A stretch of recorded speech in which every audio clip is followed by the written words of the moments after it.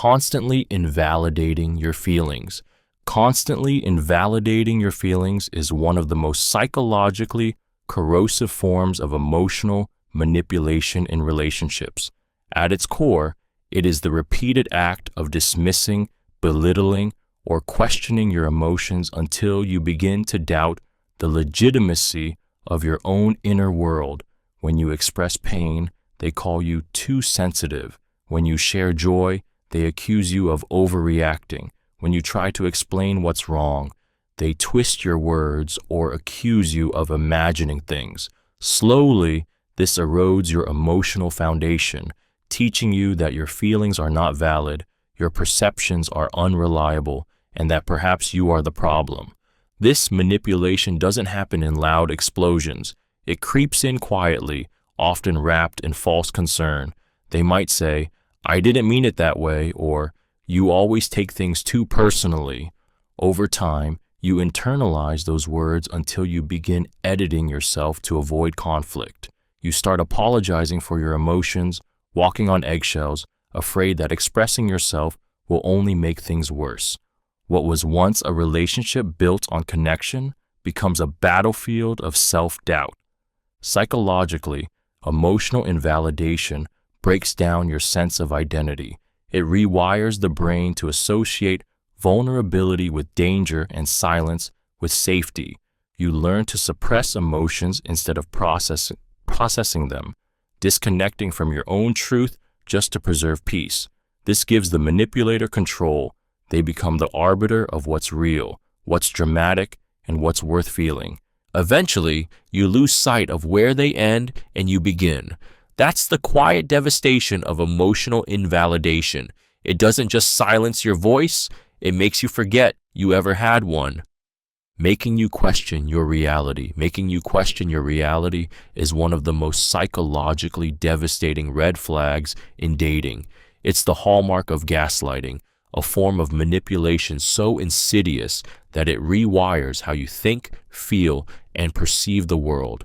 At its core, is not just about lying, it's about systematically reshaping your sense of truth until you can no longer trust yourself. It begins innocently enough. They might deny something they clearly said, twist past conversations, or accuse you of being forgetful. Soon, they convince you that your memory is unreliable, your reactions are irrational, and your emotions are misplaced.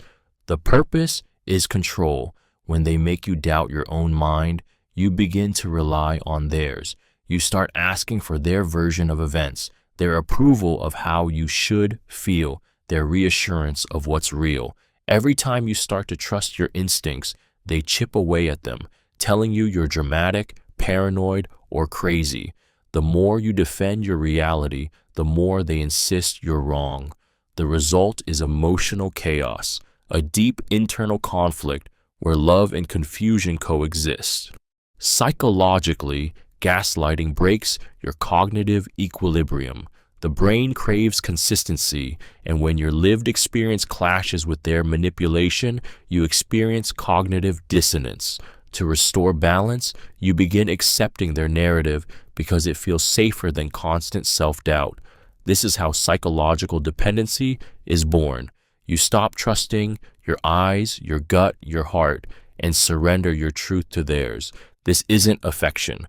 It's psychological warfare disguised as intimacy, where love becomes the weapon and your mind becomes the battlefield.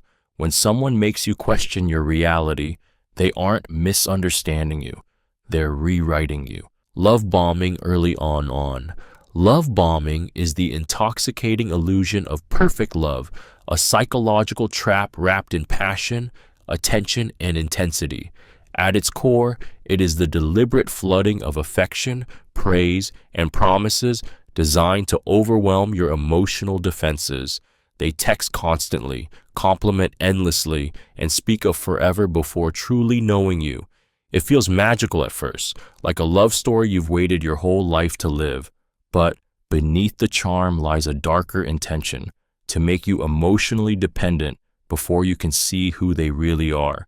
The human brain craves belonging and validation, and love bombing exploits that vulnerability. The surge of dopamine and oxytocin you feel in those early days makes you bond faster, trust deeper, and overlook inconsistencies. They study your desires, mirror your values, and become everything you've ever wanted. You begin to believe you found your soulmate, someone who finally understands you. But then the warmth begins to fade. The good morning texts slow down. The affection turns cold, and you're left desperate to get back the version of them that made you feel so alive. That desperation is the point. The love bomber uses emotional highs and lows to control you, rewarding obedience with affection and punishing independence with withdrawal. Psychologically, it conditions you to chase their approval, confusing chaos for passion. The very intensity that felt like love becomes the chain that keeps you hooked. Love bombing is not love. It's manipulation disguised as devotion. It's the art of seduction weaponized to make you fall, not into love, but into submission. It's how predators hide behind tenderness, teaching you that the most dangerous cage is the one built with roses. Refusing to take responsibility for mistakes. Refusing to take responsibility for mistakes is a psychological red flag that reveals an individual's deep fear of accountability and a dangerous tendency toward emotional manipulation. At its core, it's the inability or refusal to admit fault, apologize sincerely, or own the consequences of one's actions. Instead of acknowledging wrongdoing, they deflect, blame, or distort the truth to preserve their self-image. When confronted, they may twist your words, accuse you of overreacting, or even make you feel guilty for bringing it up. Over time, this dynamic trains you to carry their emotional burdens while they walk away unscathed. In relationships, accountability is the foundation of trust. When someone constantly avoids it, they create an emotional imbalance where you become both the scapegoat and the caretaker. Every conflict turns into a performance of denial and projection. They're never wrong, never at fault, never sorry. You start internalizing their avoidance as your failure, apologizing for things you didn't do just to restore peace. This is how emotional dependency begins, not through overt control, but through psychological exhaustion.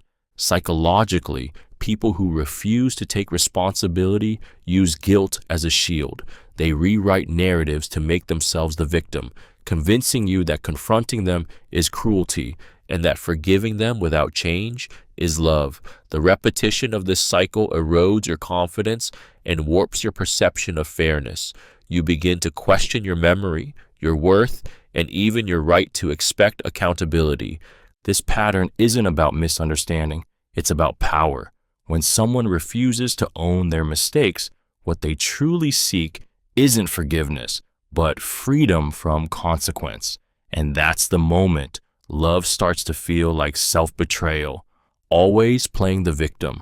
Always playing the victim is one of the most emotionally draining and psychologically manipulative behaviors you can encounter in a relationship. It's the constant rewriting of every story to make them the wounded party, no matter how much damage they've caused.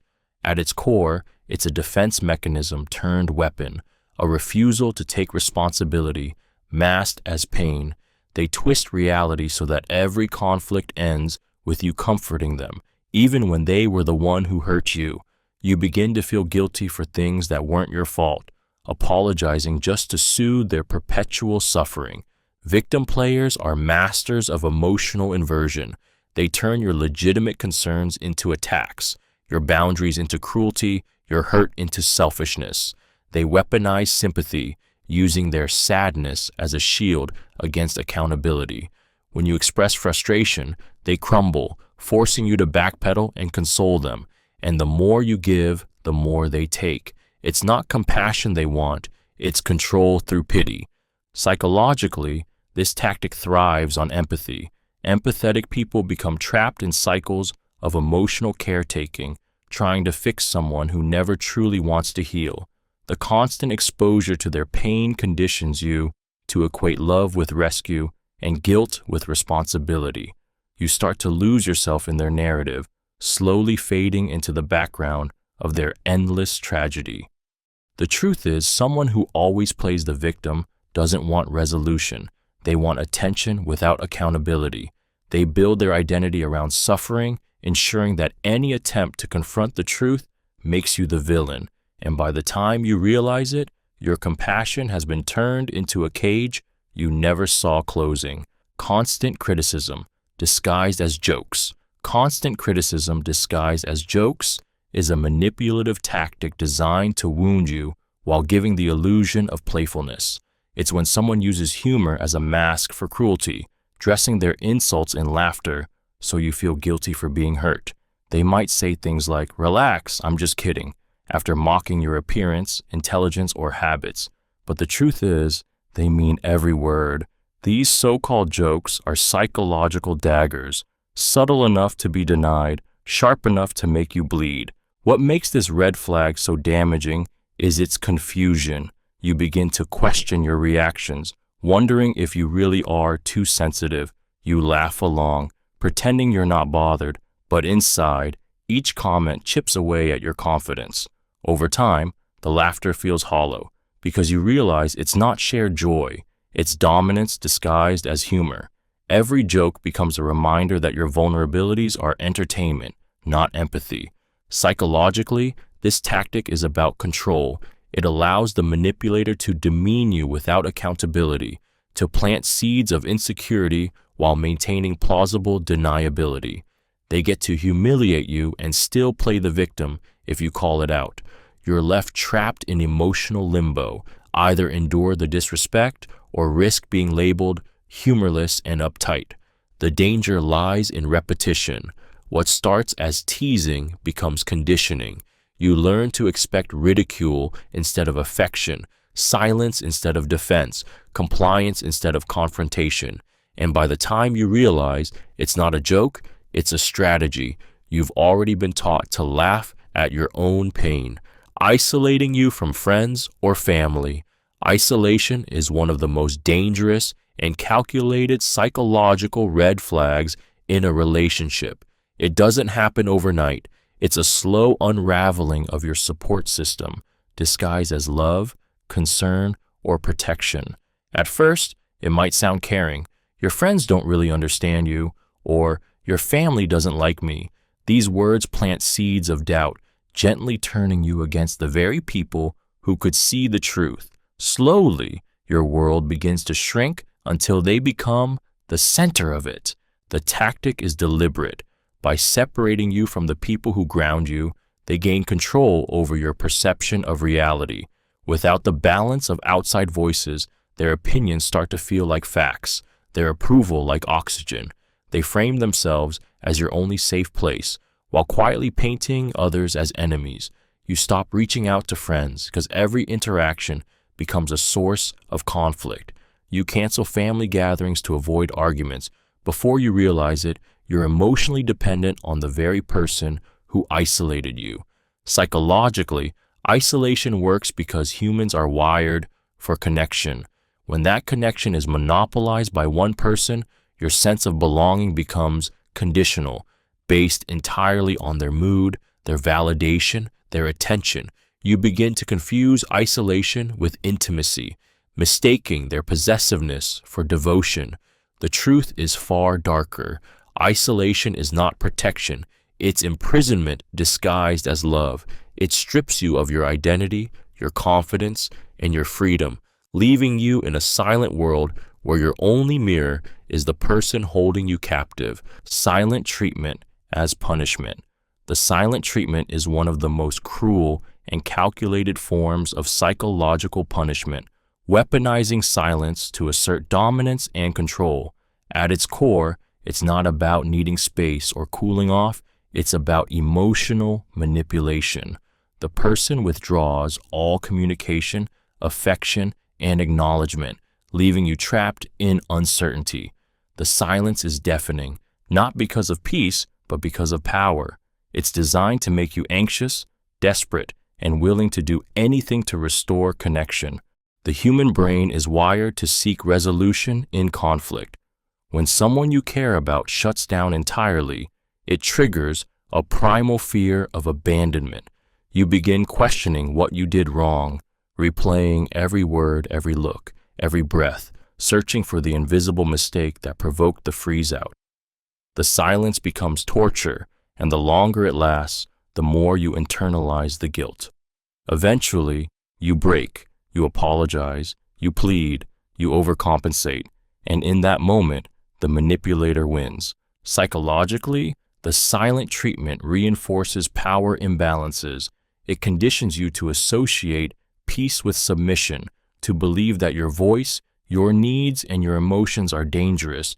They control you not through shouting, but through absence. The silence itself becomes a cage, and you begin walking on eggshells to avoid triggering it again. What makes this tactic so damaging is its subtlety. From the outside, it looks like calm.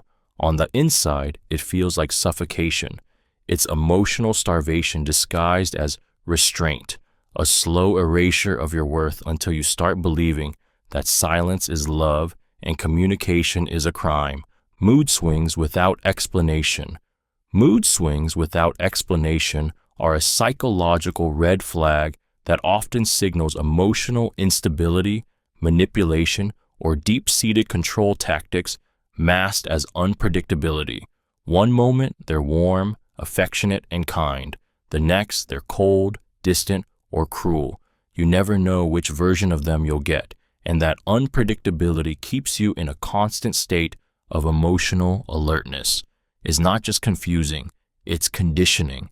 Your brain begins to associate safety with their approval and anxiety with their silence, creating a cycle of emotional dependency that feels impossible to escape. At first, you might excuse their volatility. You tell yourself they're just stressed, sensitive, or going through something. But over time, the pattern becomes undeniable. Their moods shift like weather, without warning, reason, or explanation. A simple question can turn into an argument. A moment of joy can be shattered by sudden anger. And every time you try to understand what's wrong, they shut you out or blame you for making it worse. Psychologically, this behavior traps you in a reward-punishment loop. When they're happy, you feel relief, even euphoria. When they're angry or withdrawn, you panic, scrambling to fix things you didn't break. This instability keeps you addicted to the rare moments of peace, mistaking them for love. The truth is, consistent emotional chaos is a form of control. It forces you to focus on their moods instead of your own needs. People who use mood swings as a weapon understand one thing well: unpredictability breeds obedience. When you never know what will set them off, you start sacrificing your authenticity just to keep the peace. And slowly, without realizing it, you lose your sense of safety, not because they shout, but because you're always waiting for the storm. Overreacting to small issues. Overreacting to small issues is a psychological red flag that reveals a person's need for control, dominance, and emotional chaos. It's when a simple misunderstanding, being late, forgetting to text, or expressing an opinion spirals into an explosion of anger, guilt-tripping, or tears. These reactions aren't about the issue itself. They're about power. The overreaction serves as emotional punishment, training you to walk on eggshells and anticipate their moods to avoid conflict. Over time, it conditions you to shrink yourself just to keep the peace. This behavior is emotionally abusive because it creates instability. You never know what will trigger them or when calm will turn to fury. Your nervous system becomes hypervigilant, constantly scanning for danger, adjusting your tone, and filtering your words to prevent another eruption. You start apologizing for things that aren't your fault, sacrificing your comfort to manage theirs. What they're really doing is teaching you fear, fear of displeasing them, fear of speaking honestly, fear of being yourself. Psychologically, people who overreact to small issues often seek control through emotional intimidation. The dramatics keep the focus on them and away from accountability. They turn every minor inconvenience into a test of loyalty. If you love them, you'll tolerate the outbursts, and when the storm passes, they act as though nothing happened, leaving you dizzy with confusion and self-doubt. This cycle of volatility creates emotional addiction. You cling to the brief moments of calm, hoping they'll last, but they never do. Each explosion reinforces their control, and each apology strengthens your dependence. In the end, their overreactions aren't just outbursts. They're a method of domination disguised as emotion. Blaming you for their emotions. Blaming you for their emotions is a psychological red flag that turns love into a battlefield where you are always the target. It's the act of transferring emotional responsibility from themselves to you, making you feel guilty for feelings that are theirs to manage. When they're angry, it's because you made them angry. When they're sad, you didn't love them enough. When they're jealous, you caused it. This isn't love. It's emotional blackmail disguised as vulnerability. At first, it may seem like empathy to take their feelings seriously. You start adjusting your tone, your words, your behavior, trying to prevent the next emotional storm. But no matter how careful you are, it's never enough. The rules change, the goalposts move, and somehow you're always the reason they hurt. Over time, this conditioning rewires your brain to anticipate their moods before your own. You become hypervigilant, scanning for signs of irritation, measuring every action by how it might affect them. Their emotions become your responsibility, while yours slowly disappear. Psychologically, this is a form of control rooted in guilt. It traps you in a loop where you mistake self-blame for compassion. They use emotional outbursts not to express feelings, but to manipulate outcomes. Every apology you make reinforces their power, and every effort you take to fix it teaches them they can control you through pain. This dynamic drains you quietly. It makes you feel like walking on glass, responsible for their storms, terrified of your own thunder. The cruel truth is, when someone blames you for their emotions, they're not seeking love, they're seeking domination, wrapped in the language of sensitivity. Lying about small things frequently. Lying about small things may seem harmless at first, but is one of the most revealing psychological red flags in a relationship. It's not about the lies themselves, it's about what they represent, a deliberate distortion of reality designed to test boundaries and control perception. When someone lies casually and often, even about insignificant details, it's not carelessness, it's conditioning. Each lie chips away at your ability to distinguish truth from fiction, blurring the line between trust and manipulation. Frequent lying serves a purpose far deeper than deceit. It's about dominance. By creating a fog of small inconsistencies, they teach you to question your memory, your intuition, and eventually your judgment. You catch them in a lie, and they laugh it off, insisting you misunderstood. You feel uneasy, but they're so confident in their denial that you start doubting yourself instead. Over time, these micro-lies build an emotional maze, one where every path leads to confusion, and the only constant is their version of truth. Psychologically, habitual liars use these little lies to normalize dishonesty. It desensitizes you, lowering your guard so that when the big lies appear, you're already conditioned to overlook them. They lie not just to hide things, but to maintain control, to keep you off balance, questioning everything but them. The erosion is subtle but devastating. Your trust decays, your security fades, and your world begins to tilt around their ever-shifting stories. What makes it so dangerous is its invisibility. It's not the grand betrayal that breaks you, it's the constant trickle of tiny falsehoods that rewires your reality, one quiet deception at a time, until dishonesty feels like normalcy and truth becomes impossible to find. Withholding affection to control you. Withholding affection to control you is one of the most calculated and cruel psychological tactics in toxic relationships. It's not always loud or obvious. It's the slow withdrawal of warmth, touch, and validation until love becomes a prize you have to earn. At its core, this behavior turns intimacy into a currency of control. They give affection when you please them and take it away when you challenge them. It's not about connection, it's about power, conditioning you to associate love with obedience and rejection with resistance. In the beginning, the affection is abundant. They make you feel adored, desired, and secure. But the moment you express a boundary, a need, or an independent thought, the affection fades like a switch being turned off. Suddenly, they're distant. They stop holding your hand, avoid eye contact, and withhold kind words. When you ask what's wrong, they say, "I just need space," or worse, nothing at all. This emotional coldness creates panic and confusion. You start analyzing everything you said, desperate to fix whatever invisible mistake you made. Psychologically, this dynamic mirrors addiction. Your brain craves the dopamine rush of their approval, so you bend further, compromise more, and silence your needs just to feel close again. And when they finally give you affection, the relief feels euphoric, reinforcing the belief that love must be earned. It's a psychological leash disguised as romance. Withholding affection is emotional starvation.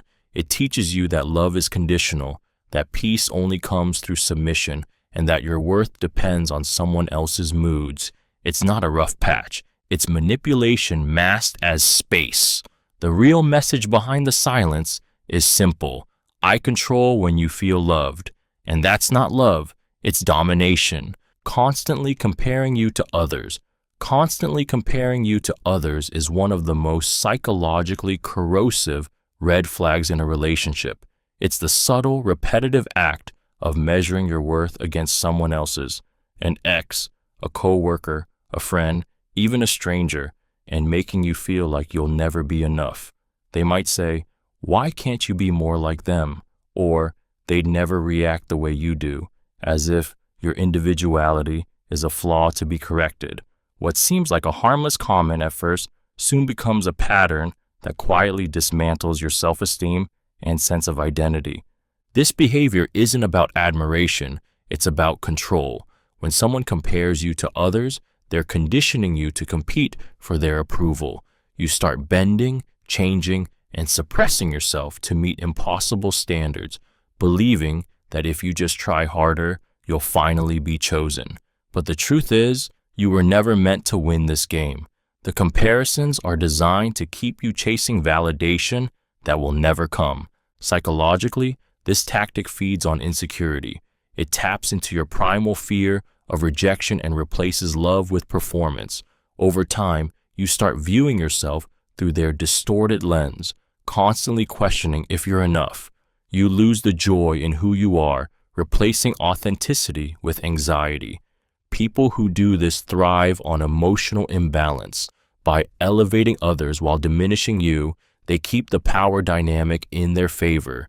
You begin to crave their rare moments of approval like oxygen. But every compliment becomes conditional.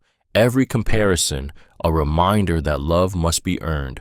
And that's how they control you, not through cruelty, but through the quiet destruction of your self-worth.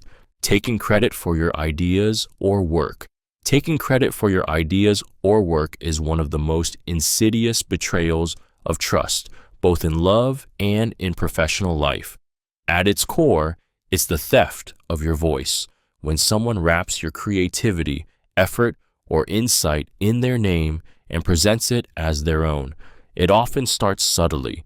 They repeat something you said but take the praise for it, or they retell your idea as if it came from their mind. You might laugh it off the first few times, but soon it becomes a pattern. Every accomplishment, every spark of originality somehow circles back to them. Psychologically, this behavior reveals an ego built on insecurity and control. They cannot stand for you to be recognized because your brilliance threatens the fragile illusion of superiority they've built. Instead of celebrating you, they consume you, turning your success into their validation.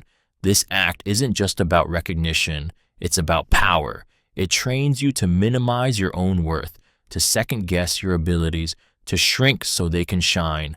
The damage goes deeper than stolen credit. It erodes your confidence and your connection to your own achievements. You start questioning whether you really deserve the praise, wondering if maybe they did help more than you remember. That confusion is exactly what they want, an emotional dependency where your self-worth depends on their acknowledgement. When someone takes credit for your work, they aren't just stealing your ideas, they're erasing your identity, one accomplishment at a time. It's a silent form of domination where your brilliance becomes their weapon and your success becomes your silence. Spreading rumors behind your back.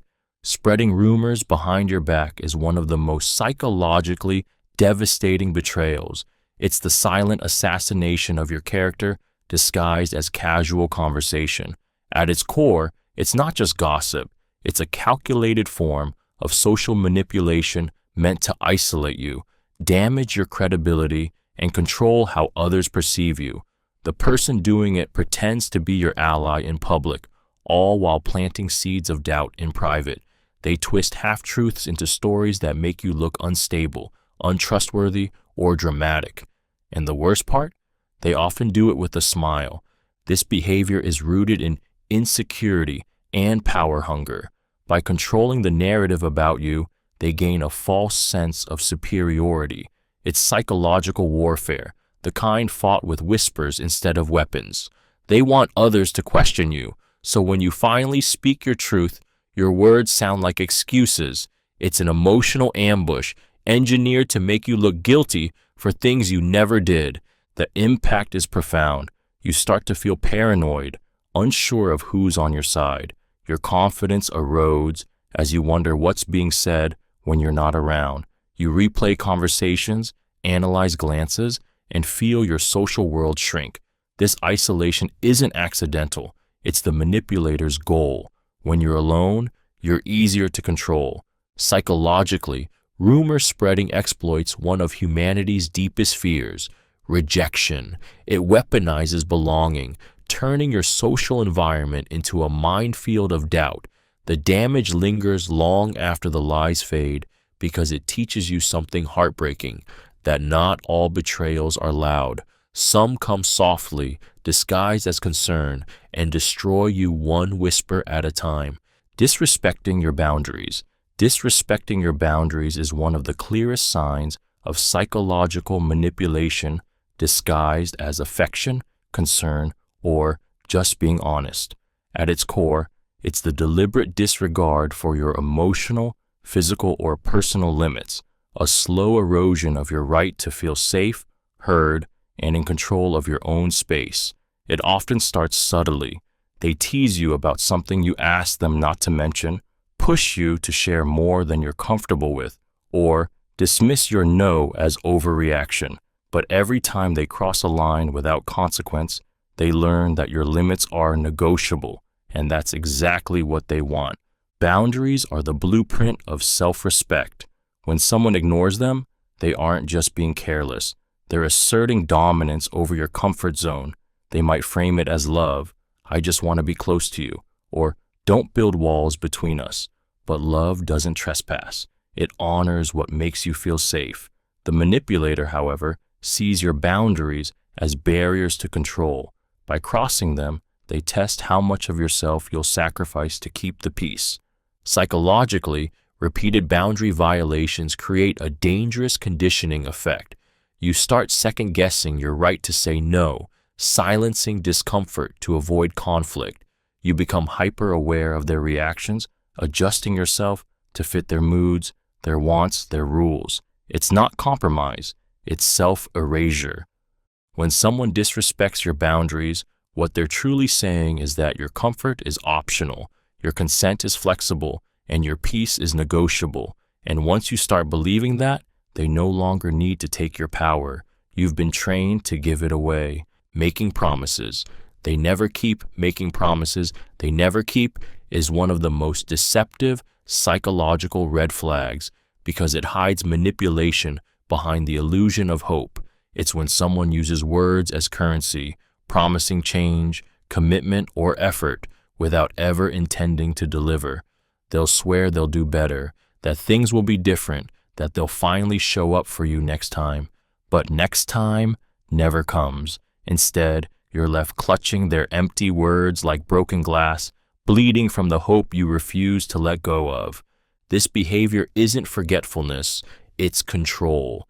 Each promise is a leash made of expectation, pulling you forward while keeping you tied to disappointment. You begin to live in the future they describe rather than the reality they provide. You replay their words when actions fall short, convincing yourself they mean well, that maybe you're asking for too much.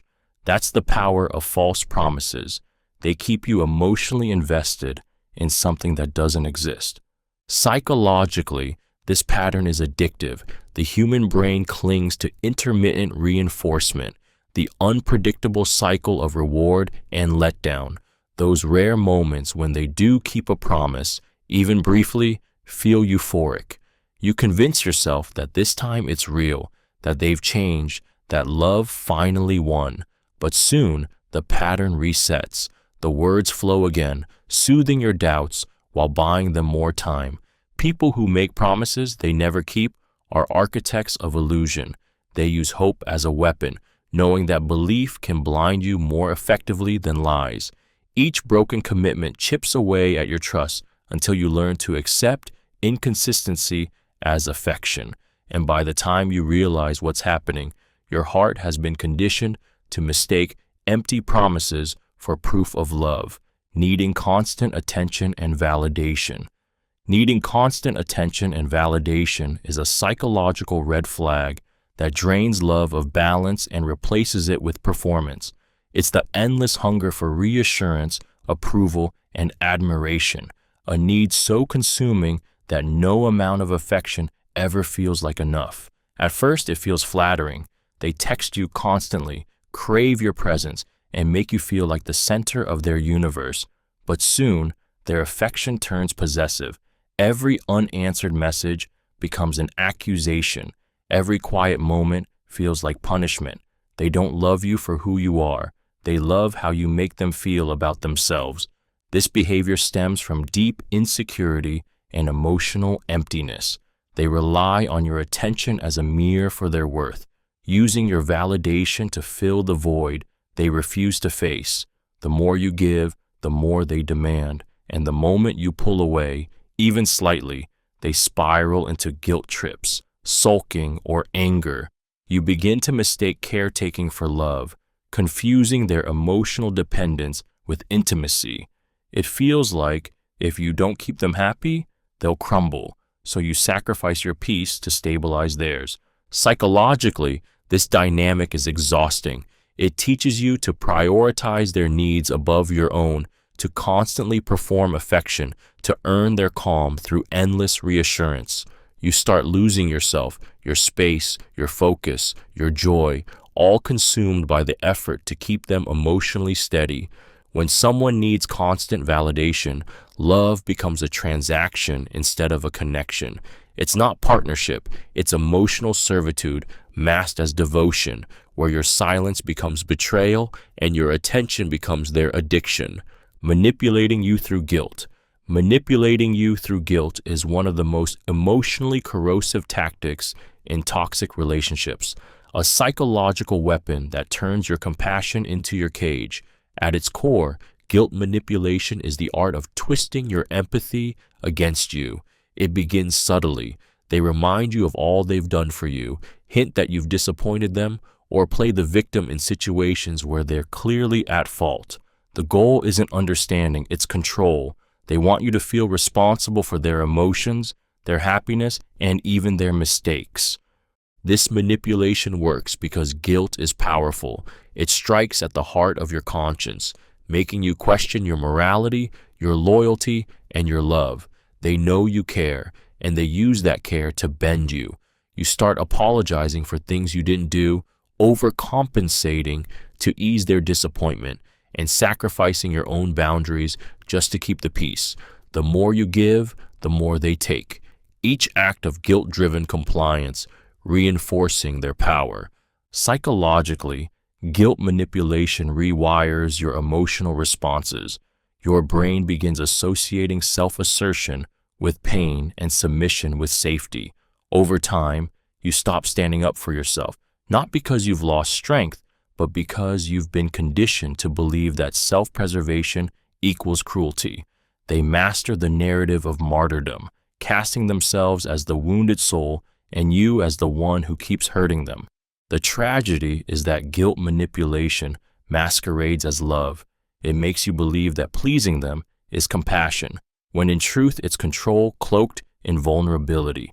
It doesn't just silence your voice, it convinces you that using it makes you the villain, and that's how guilt becomes the quietest leash of all. Using your insecurities against you. Using your insecurities against you is one of the most psychologically devastating red flags because it takes the most vulnerable parts of you, the ones you've trusted them with, and turns them into weapons. At its core, it's emotional exploitation. In the beginning, they listen intently as you open up about your fears, flaws, and past pain. They nod, reassure you, and make you feel safe enough to reveal your wounds. But once they know where you're most fragile, the tenderness fades, and those same confessions become ammunition. Suddenly, your deepest fears are thrown back at you in arguments, your vulnerabilities mocked in subtle jokes, your weaknesses used to keep you small. This isn't random cruelty, it's precision. They strike where it hurts most, not to hurt you accidentally, but to control you intentionally. By using your insecurities, they plant doubt in your mind and tighten their emotional grip. You begin to feel unworthy, unattractive, or incapable, and that self-doubt makes you easier to manipulate. You start working harder to prove your worth, to win back the approval that once came freely. This cycle of hurt and appeasement erodes your confidence until you forget what it feels like to stand tall without their validation. Psychologically, this tactic creates a split between who you are and who they've convinced you to be. You start seeing yourself through their distorted lens, believing you're lucky they tolerate you. The pain of that conditioning is profound because it doesn't just destroy trust, it destroys self-image. Someone who uses your insecurities against you isn't loving you. They're dismantling you from the inside out, one confession at a time. Exploding in anger when questioned. Exploding in anger when questioned is a psychological red flag that reveals deep insecurity and a manipulative need for control. It's not about passion or frustration, it's about dominance. The moment you express doubt, ask for clarification, or gently confront them about something that doesn't feel right, they erupt. The explosion isn't random, it's strategic. The goal is to make questioning them feel dangerous, to teach you that curiosity and honesty will be punished with rage. Over time, you stop asking, stop challenging, stop speaking your truth, because silence becomes safer than conflict. This kind of anger isn't spontaneous, it's weaponized. It often begins with raised voices, harsh words, or exaggerated emotions meant to overwhelm you. They might slam doors, storm out, or turn the blame on you. You always start fights, or you're twisting everything I say. In that chaos, the focus shifts away from their behavior and onto your reaction. It's psychological sleight of hand. They create the fire, then accuse you of fanning the flames. Psychologically, these outbursts are designed to control your emotional environment. When your nervous system learns to associate confrontation with danger, your body begins to shut down your voice before you even speak. It's trauma conditioning disguised as love. The constant volatility rewires your brain for compliance, not connection. People who explode in anger when questioned aren't defending truth. They're protecting power. Their fury isn't about what you said, but about what your question represents, accountability. And by silencing you through fear, they preserve their dominance while convincing you that peace depends on your obedience. It's not communication, it's coercion masked as emotion. Refusing to apologize sincerely.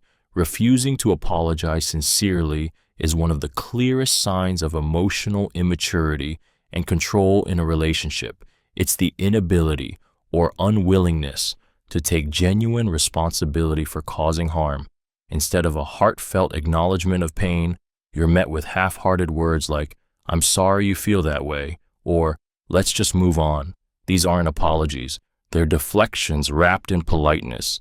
They shift the focus away from the wrongdoing and place it back on you, implying that your reaction, not their behavior, is the real problem. At its core, the refusal to apologize comes from a fragile ego that equates accountability with weakness.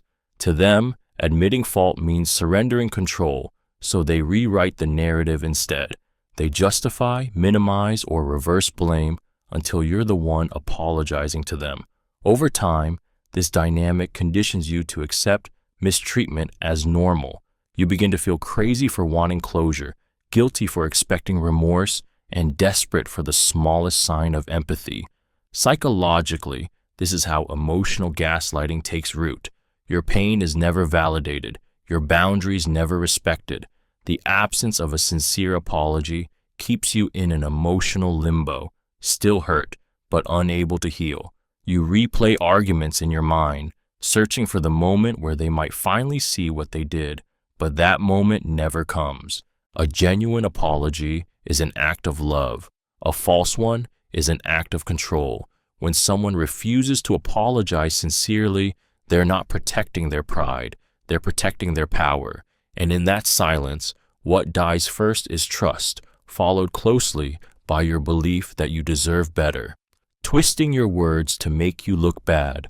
Twisting your words to make you look bad is a deeply insidious form of psychological manipulation that turns your honesty into ammunition.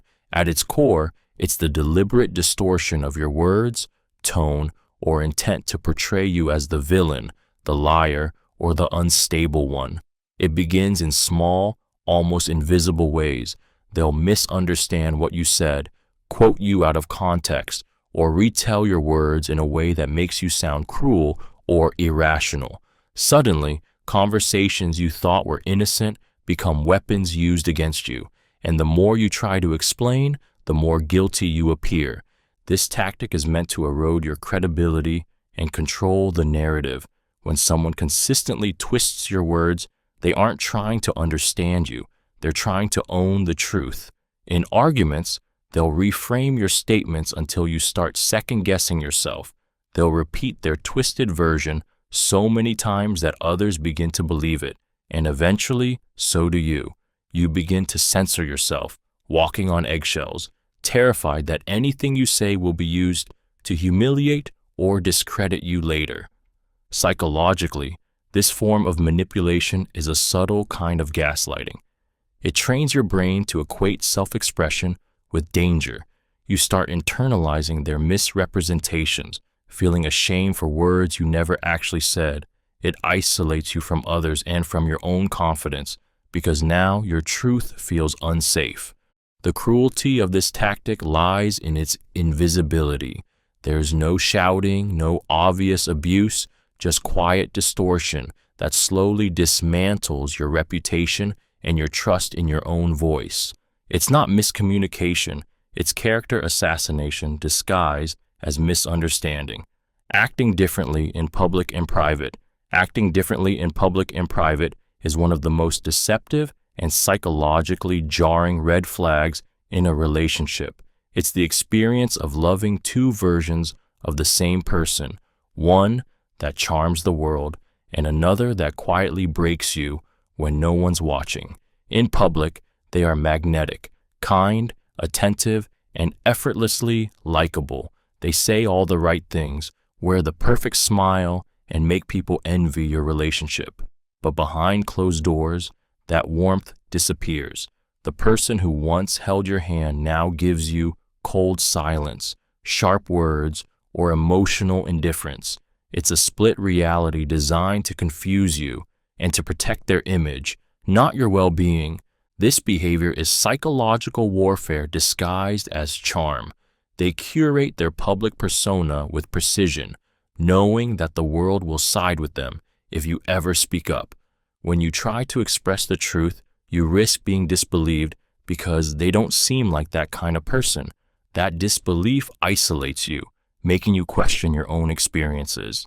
You begin to wonder if you're exaggerating, if maybe you are the problem. That's exactly what they want. Control through confusion. Psychologically, this duality shatters your sense of stability. You're constantly trying to reconcile the loving partner everyone sees with the cold stranger you face alone. You cling to the public version, hoping the kind one is real and the cruel one is temporary. But the truth is painful. The mask is for everyone else. The cruelty is for you. Acting differently in public and private isn't inconsistency, it's manipulation, and it leaves you trapped in a love that only exists when others are watching. Subtle threats or intimidation. Subtle threats or intimidation are among the most chilling psychological red flags because they operate beneath the surface, quiet enough to deny, yet powerful enough to control. It's not the shouted threat that terrifies you, it's the quiet implication that something bad will happen if you don't comply. It can sound like, "You wouldn't want me to get angry," or "You know what happens when people push me too far." The words themselves may seem harmless, but their tone carries a warning, a cold reminder that your safety, peace, or reputation depends on their approval. This manipulation thrives on fear, not force. The intimidation can come through body language, a lingering stare, a slammed door, a tightened jaw, or even through silence that feels loaded with menace. It's psychological warfare dressed in subtlety. You start anticipating danger that never quite arrives, but always feels close. That's the brilliance of it. They don't need to act violently to control you. They just need you to believe they could. Over time, this conditioning rewires your brain for submission. Your nervous system becomes hyper-alert, scanning for threats in every interaction. You begin to police your tone, your movements, your opinions, all in the name of avoiding conflict. The fear becomes internalized, and soon they don't even need to say anything. A look is enough. People who use subtle intimidation understand power better than most. They know fear doesn't require shouting. It only requires uncertainty. By keeping you perpetually anxious, they maintain control without ever appearing abusive. It's the quietest kind of violence, the kind that leaves no bruises, but slowly convinces you that your safety depends on surrender. Controlling how you dress or behave. Controlling how you dress or behave is one of the most alarming psychological red flags, because it often hides behind the mask of love and protection. It starts subtly. A comment about your outfit being too revealing, a suggestion to tone it down, or a quiet look of disapproval when you express yourself freely. They tell you it's about respect, modesty, or care, but beneath those words lies something darker: control. Each suggestion becomes a rule, each rule a boundary you didn't agree to, until you find yourself editing who you are just to keep the peace. At its core, this behavior isn't about clothing or conduct, it's about ownership. When someone dictates how you present yourself to the world, they're asserting power over your identity. They're saying, "You belong to me, and I decide how the world sees you." The more you comply, the smaller your sense of self becomes. You begin second-guessing your choices, scanning for approval before leaving the house, suppressing your natural energy to avoid criticism. It's a quiet suffocation disguised as care. Psychologically, this is a form of coercive control, a tactic used to isolate and dominate. By policing your appearance and behavior, they reshape your confidence from within, making you believe their preferences are your own. Over time, you internalize their judgment until you no longer need their disapproval. You censor yourself automatically. The tragedy of this control is that it steals something deeply personal: your freedom of expression. When someone dictates how you dress or act, they're not protecting you. They're rewriting you piece by piece until you forget that you were ever allowed to choose. Refusing to communicate directly. Refusing to communicate directly is a quiet yet deeply destructive form of psychological manipulation that turns clarity into chaos. At its core, It's the deliberate avoidance of honest conversation, choosing ambiguity, passive aggression, or silence instead of openness. People who do this never tell you exactly what's wrong. They drop hints, change their tone, or withdraw affection, forcing you to guess what they're thinking. The confusion this creates isn't accidental, it's control disguised as mystery. Direct communication builds trust, but manipulators weaponize vagueness to keep you unbalanced. They avoid taking responsibility for their feelings, leaving you to shoulder the emotional labor of decoding them. You ask what's wrong, and they say, nothing.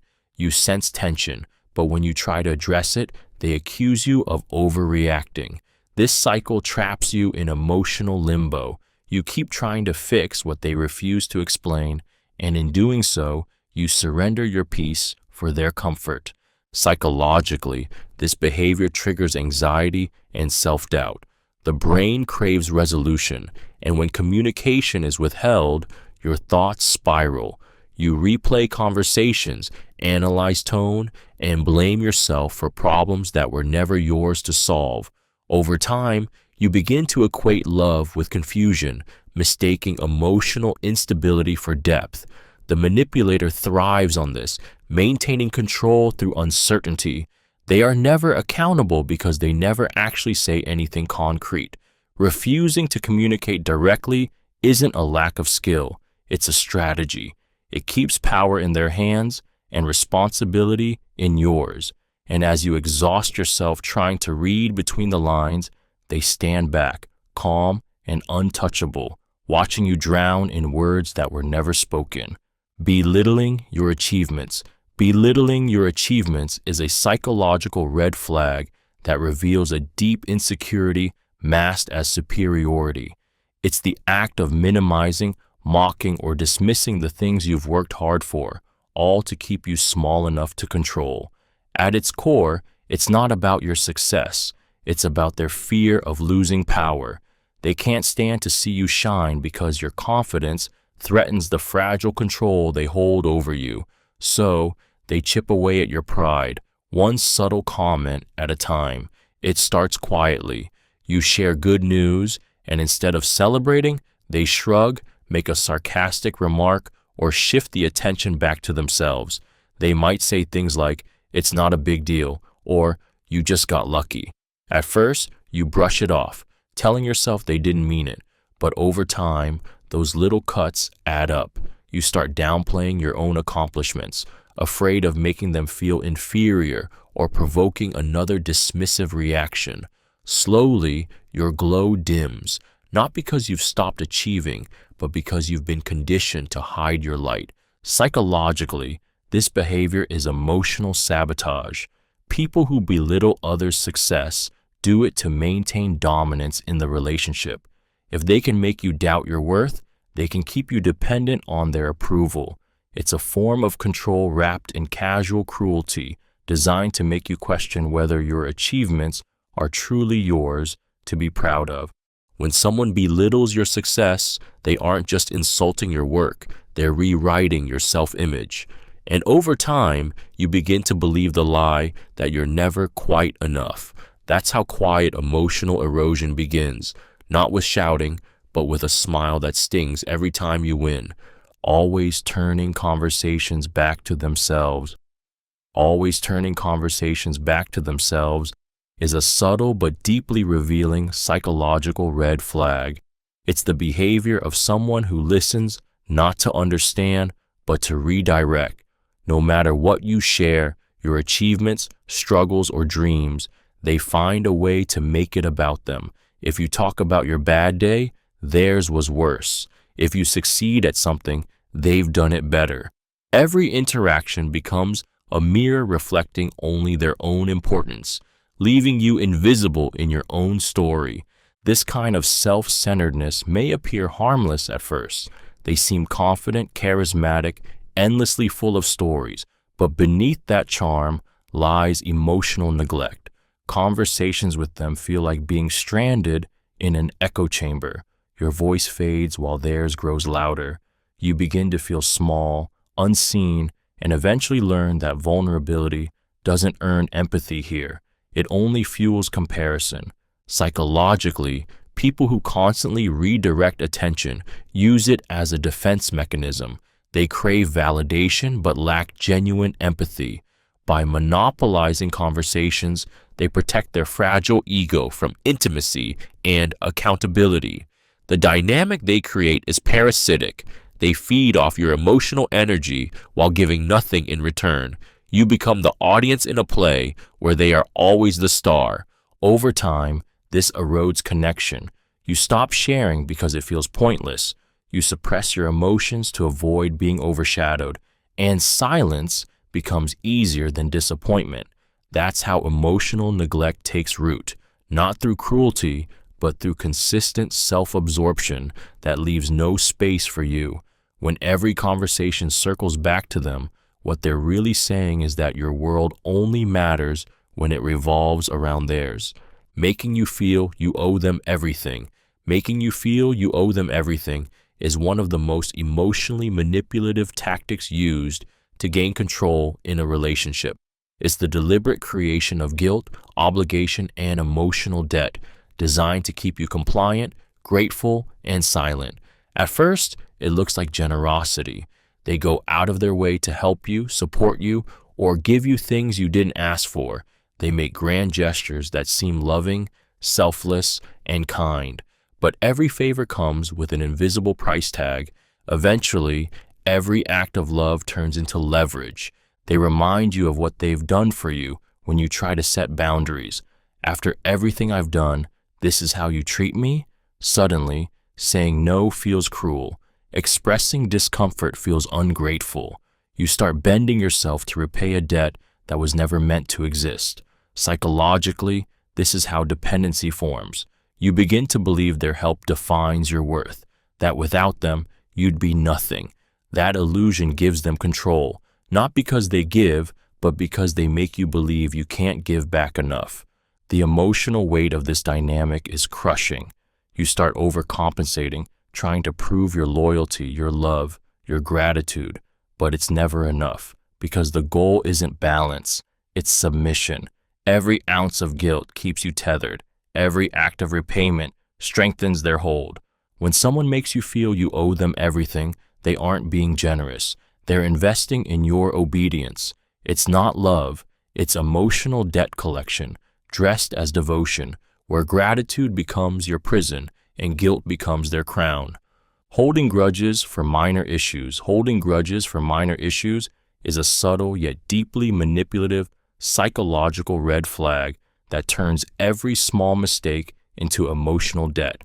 At its core, it's the refusal to let go of trivial conflicts, using them as leverage to control, guilt, or diminish you over time. Instead of resolving problems and moving forward, the person keeps score, collecting your flaws, replaying your slip-ups, and storing every perceived slight like ammunition. What should have been forgiven becomes a permanent mark against you, resurrected in every argument as proof of your supposed shortcomings. This behavior isn't about memory, it's about power. By clinging to small grievances, they ensure you stay in a state of quiet submission, constantly trying to make up for things that no longer matter. They twist the past into a weapon, reminding you of old mistakes to silence your present feelings. "Remember when you did that?" becomes their favorite refrain, a phrase designed to keep you ashamed, apologetic, and off balance. Psychologically, this erodes your self-worth. The human mind is wired to seek closure, but when forgiveness is withheld, it traps you in a loop of self-blame and hypervigilance. You start walking on eggshells, afraid to say or do the wrong thing, because you know even the smallest misstep will be stored and used later. You begin to internalize the idea that perfection is the price of peace. Holding grudges for minor issues isn't a sign of sensitivity. It's emotional manipulation disguised as memory. It keeps you chained to guilt, teaches you that love must be earned endlessly, and turns every human flaw into proof that you are never quite enough, treating you like competition instead of a partner. Treating you like competition instead of a partner is a psychological red flag that turns love into a power struggle. Instead of celebrating your wins, they measure theirs against yours. Instead of being proud of your growth, they feel threatened by it. At its core, this behavior stems from insecurity and control, the belief that your success somehow diminishes their worth. So rather than supporting you, they begin to compete with you, subtly or overtly, until your relationship feels less like a partnership and more like a scoreboard.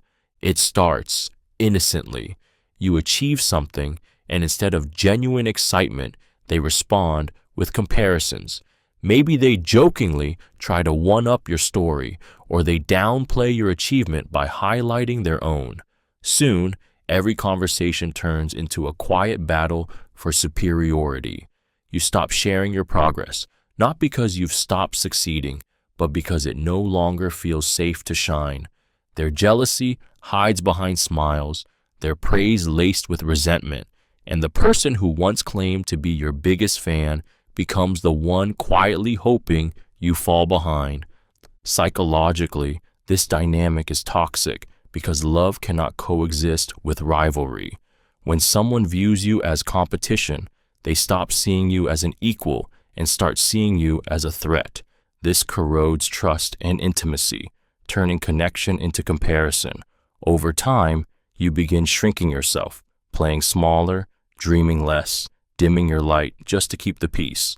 A healthy partner sees your success as theirs too, but when love turns competitive, it's no longer partnership, it's possession. And the most painful part isn't that they want to win, it's that they need you to lose to feel worthy.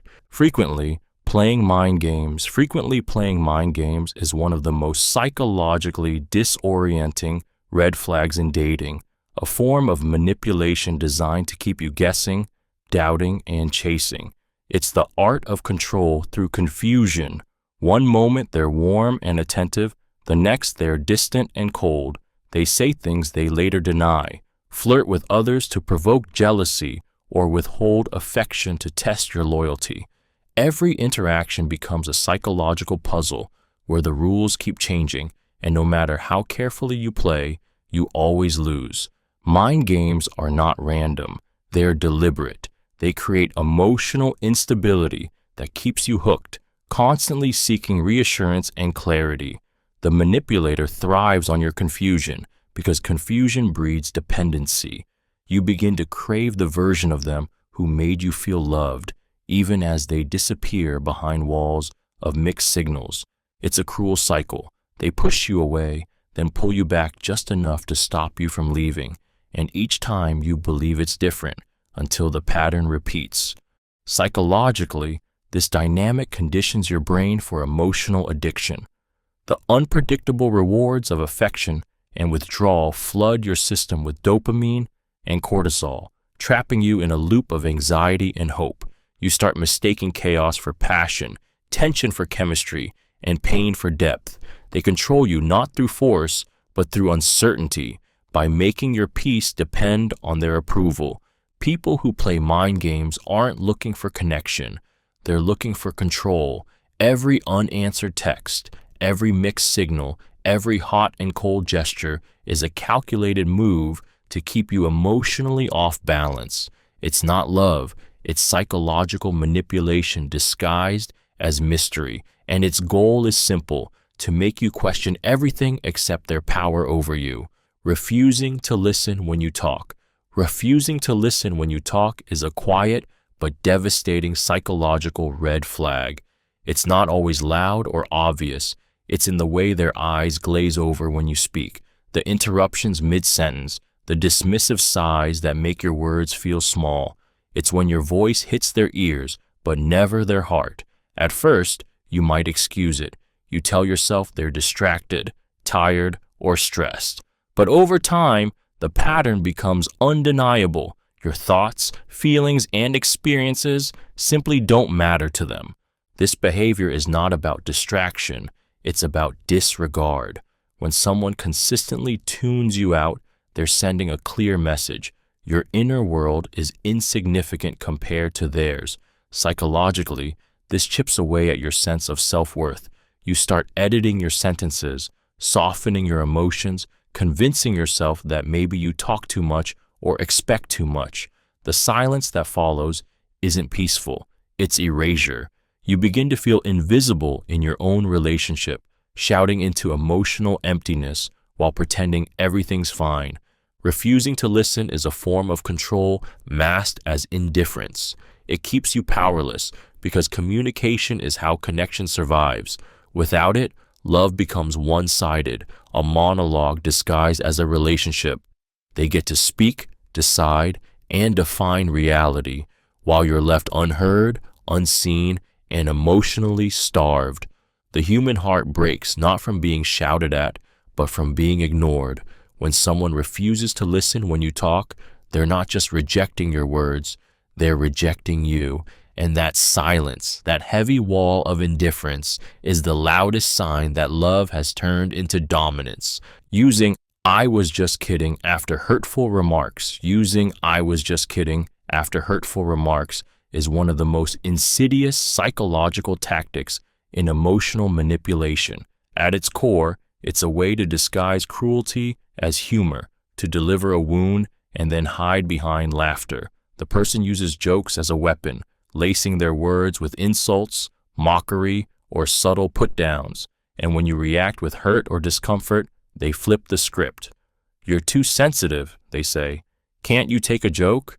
In that moment, the harm they cause disappears, and the blame shifts entirely to you. This behavior is not humor, it's hostility wearing a smile. It allows the manipulator to test your boundaries while maintaining plausible deniability. Every joke becomes a probe, a way to see how much disrespect you'll tolerate before you push back. If you laugh it off, they learn that they can go further next time. If you confront them, they twist it into your flaw, making you feel uptight, overdramatic, or humorless. It's a psychological trap where defending your dignity becomes the punchline. Over time, this erodes your confidence. You begin doubting your feelings, wondering if you really are too sensitive. You start laughing at your own expense just to keep the peace, teaching yourself that being hurt isn't worth the argument. Psychologically, this normalizes emotional abuse under the guise of playfulness, training you to accept humiliation as affection. "I was just kidding" is not a harmless phrase. It's the refuge of cowards who weaponize words and hide from accountability. It's how manipulators keep their cruelty clean, leaving you to question whether the pain was real, even as it cuts deeper each time. Constantly testing your loyalty. Constantly testing your loyalty is a psychological red flag that reveals deep insecurity disguised as devotion. It's the subtle, relentless questioning of your intentions, designed not to seek reassurance, but to establish control. At its core, it's emotional manipulation wrapped in false vulnerability. They might say they've been hurt before, using their past as justification for their distrust, but underneath it lies the need to keep you proving your love over and over again. No matter how much loyalty you show, it's never enough because the test was never meant to be passed. It was meant to keep you trapped. It often begins with small doubts. Who were you texting? Why didn't you reply sooner? You seem distant lately. At first, you try to ease their mind. You explain, reassure, overcommunicate. But reassurance only feeds the cycle. The more you give, the more they demand. Over time, you start monitoring your behavior to avoid setting off their suspicions. You stop mentioning certain friends, avoid harmless interactions, and begin living under an invisible microscope of emotional surveillance. The fear of being misunderstood becomes constant, exhausting, and suffocating. Psychologically, this behavior is rooted in control and dependency. By keeping you in a perpetual state of defense, they maintain the upper hand. You spend your energy proving loyalty instead of questioning their mistrust. It's a psychological trap where love becomes performance and peace becomes conditional.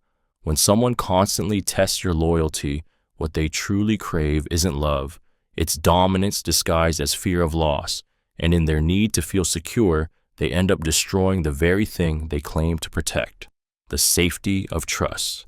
Emotional outbursts to get their way. Emotional outbursts to get their way are a psychological red flag that exposes a manipulator's weaponization of emotion. It's not just anger, it's performance. When they don't get what they want, they explode, yelling, crying, slamming doors, storming out, or turning the room into chaos. These eruptions aren't spontaneous reactions. They're control tactics designed to make you surrender. You learn quickly that standing your ground leads to conflict, while giving in restores peace. So, you start complying, not out of agreement, but out of exhaustion and fear. This kind of behavior conditions you like clockwork. Your brain associates their emotional volatility with danger, and you begin to anticipate their moods before they shift. You choose your words carefully, avoid topics that might upset them, and suppress your needs just to keep the calm. That's how emotional control becomes a leash. You're not being loved, you're being trained. Psychologically, people who use emotional outbursts as manipulation are experts at creating imbalance. Their rage, tears, or dramatics pull all focus onto them, turning any disagreement into a crisis that must be managed. They make you responsible for their emotions, forcing you to prioritize their comfort over your boundaries. Over time, this erodes your sense of autonomy and fills you with guilt for simply wanting peace. The danger of this pattern is how normal it begins to feel. You start believing that this is just how they express themselves, that love means tolerating intensity, but it isn't intensity, it's control. Their emotions aren't shared, they're wielded, and every outburst that forces you to bend reinforces one truth: the louder they get, the smaller you become. Sabotaging your progress or confidence. Sabotaging your progress or confidence is one of the most poisonous psychological red flags. It's the act of secretly undermining your growth while pretending to care about it. It often starts with subtle comments, disguised as concern. Are you sure you can handle that? Or, don't get your hopes up too high. They plant quiet seeds of doubt in your mind, and each one grows into hesitation, fear, and self-questioning. The more you achieve, the more uneasy they become. Your success threatens their control, so instead of supporting you, they begin to chip away at your self-belief until you start shrinking to make them comfortable. This form of manipulation is deeply strategic. They might forget to remind you about something important, minimize your accomplishments, or subtly mock your ambitions. When you fail, they offer false comfort, just enough to make you dependent on their approval. When you succeed, they withdraw affection or accuse you of changing. Over time, you start associating progress with punishment. You begin to sabotage yourself before they can, convincing yourself that you're not ready, not capable, not worthy. Psychologically, this is a form of conditioning. By linking your confidence to their reactions, they gain emotional power over your potential. It keeps you stuck in a loop, hungry for validation from the very person destroying it. You lose faith not just in your abilities, but in your instincts, your dreams, your drive. Sabotage, dressed as support, is the cruelest deceit.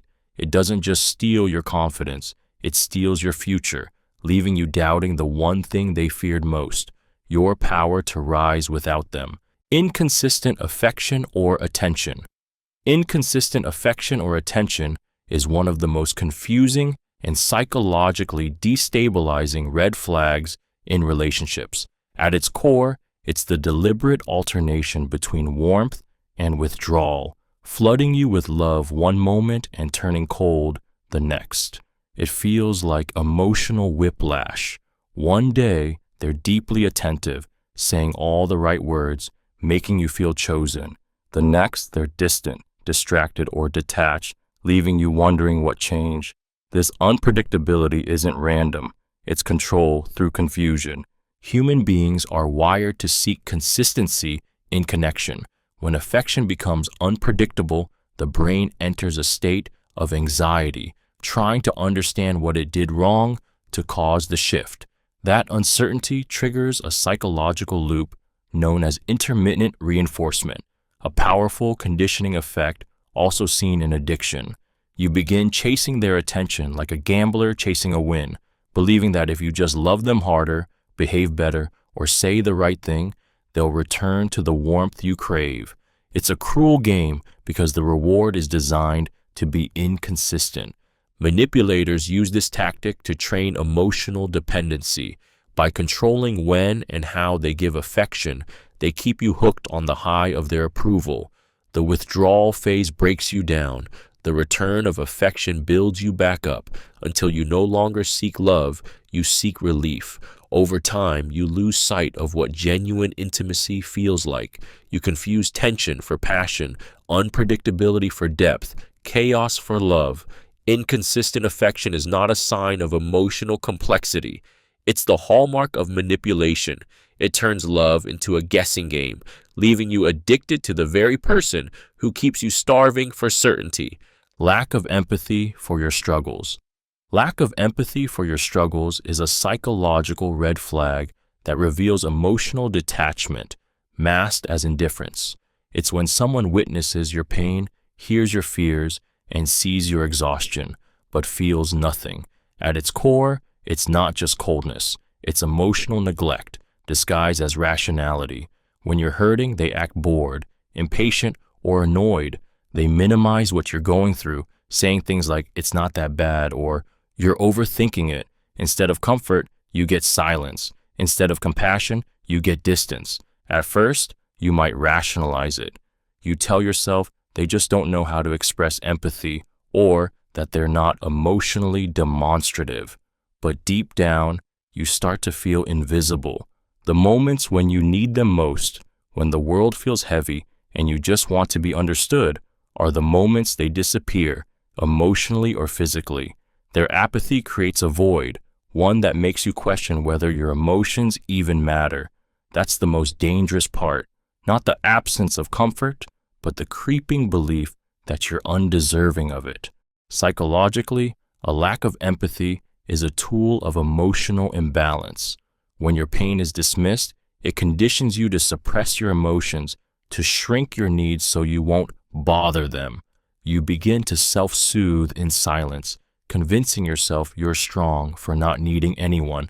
But this strength is survival, not peace. Someone who lacks empathy for your struggles doesn't see you as a partner. They see you as a burden to endure. And over time, their emotional absence becomes louder than any cruelty. It's the sound of love that never cared enough to listen, justifying toxic behavior as normal. Justifying toxic behavior as normal is one of the most insidious psychological red flags because it doesn't just distort reality, it rewrites it. It's when someone excuses cruelty, manipulation, or neglect by convincing you that it's just how relationships work. They might say, "Everyone fights like this.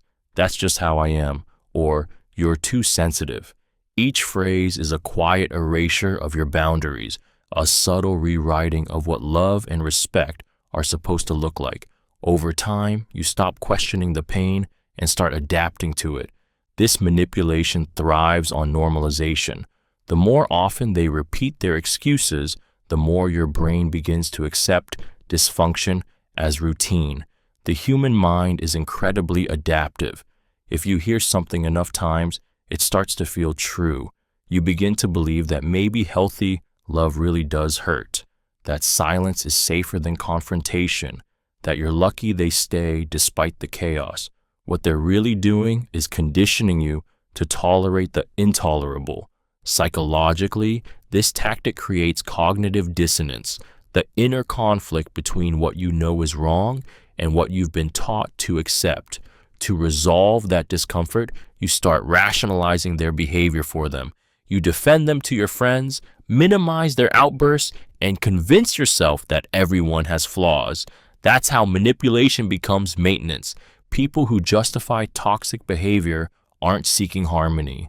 They're seeking control through distortion. By redefining pain as normal, they make you question your expectations instead of their actions. And by the time you realize that love isn't supposed to feel like survival, you've already forgotten what normal ever felt like. Demanding loyalty while showing none.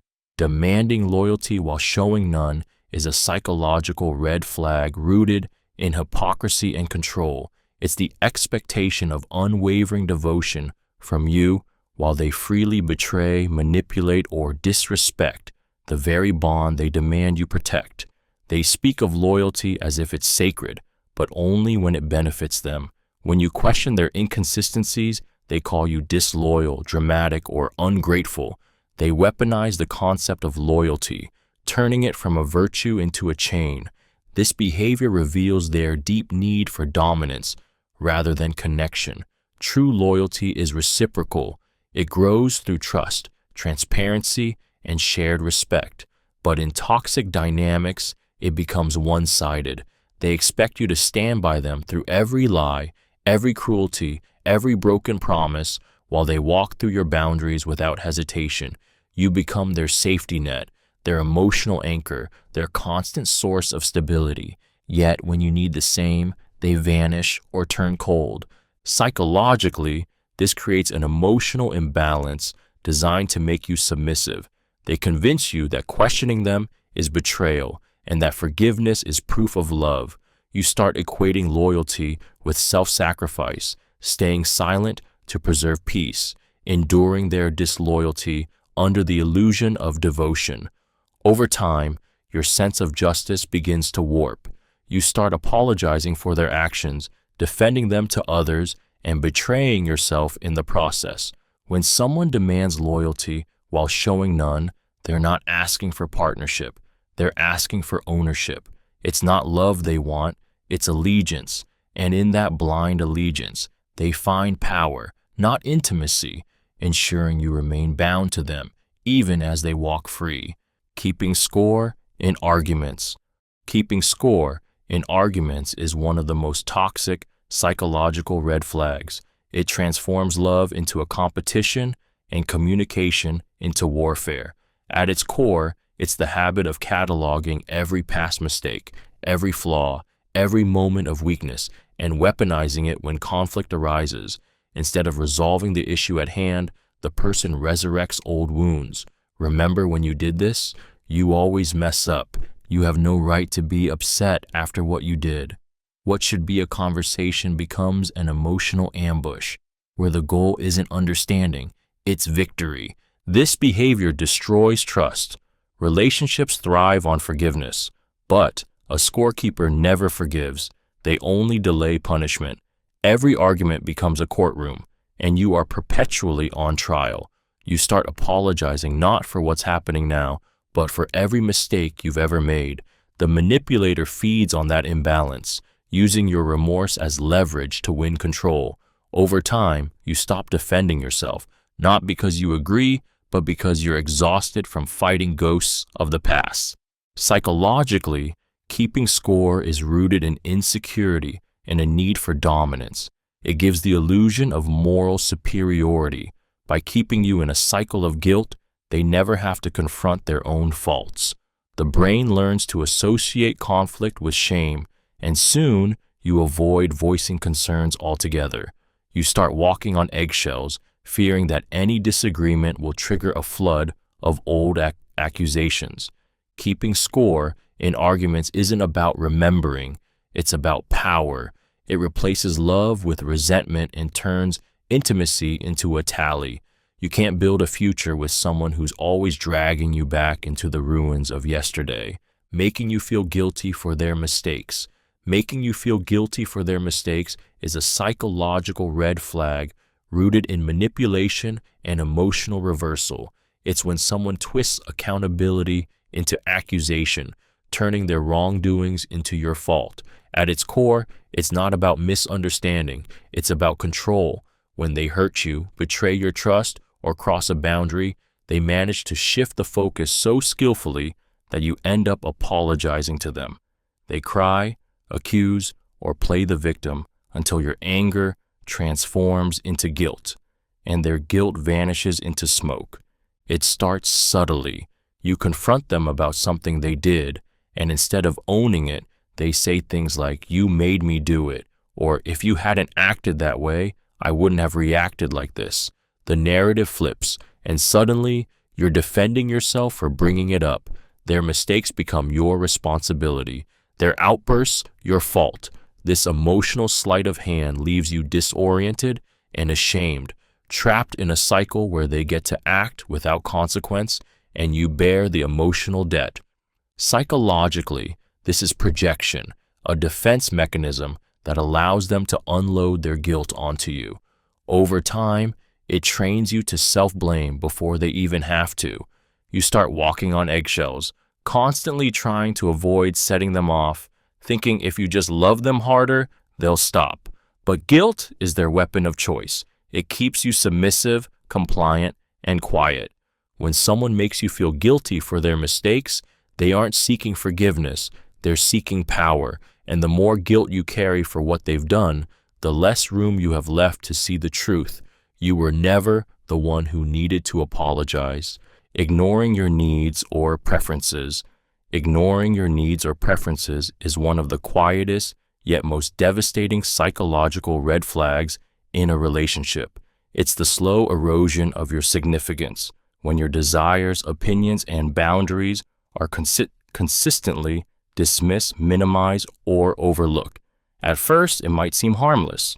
They choose the restaurant, make plans without asking, or brush off your discomfort with a smile and a "you'll be fine."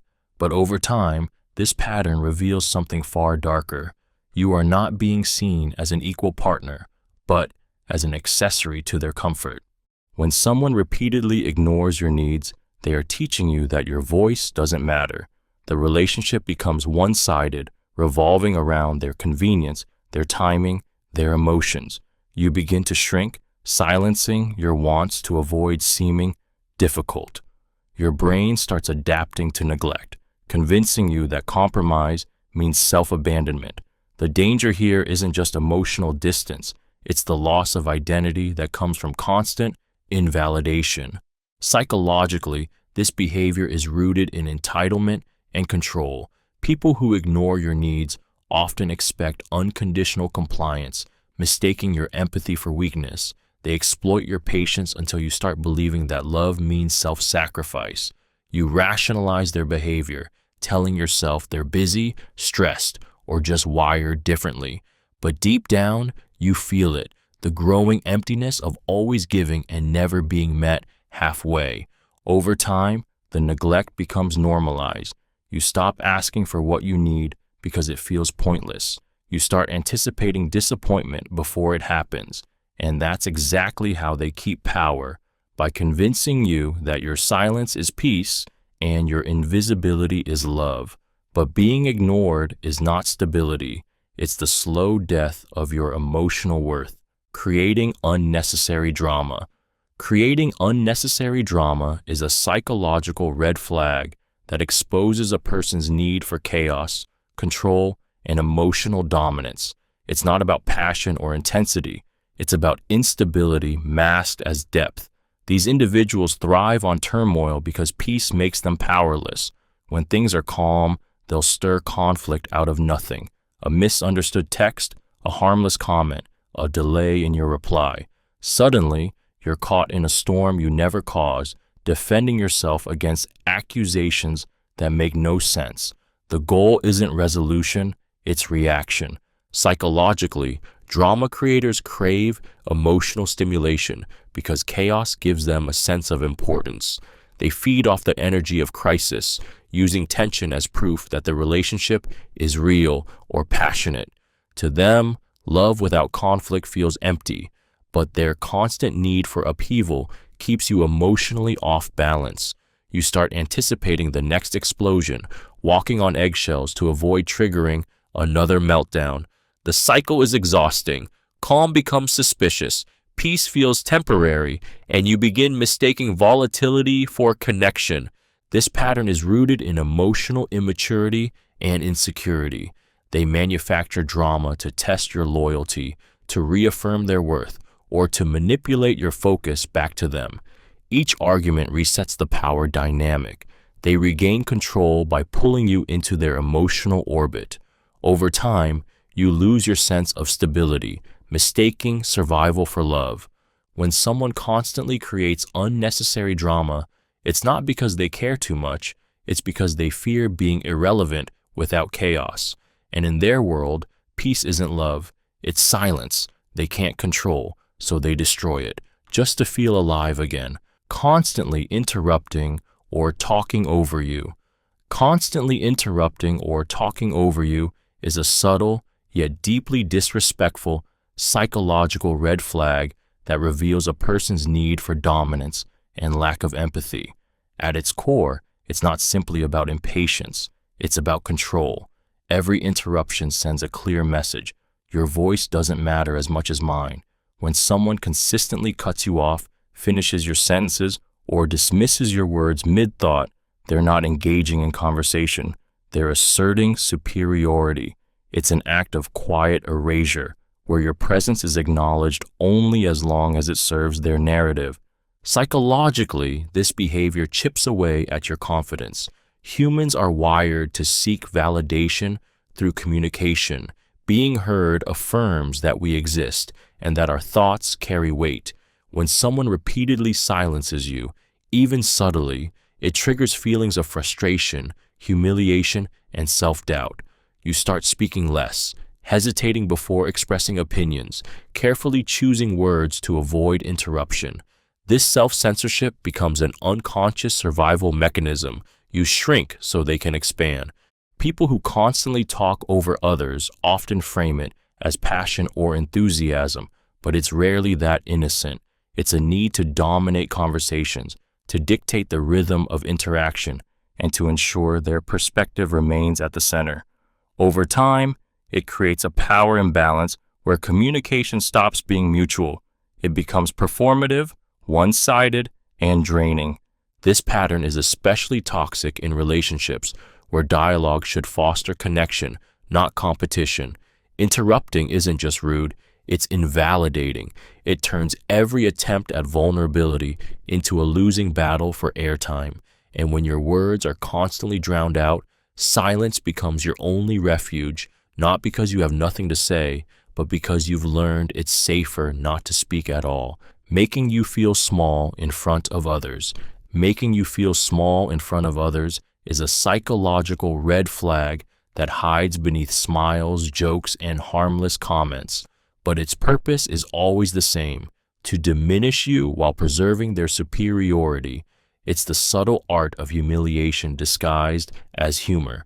They might tease you publicly, correct you condescendingly, or share private details of your life just to get a laugh. To everyone else, it looks like playful banter. To you, it feels like a knife wrapped in charm.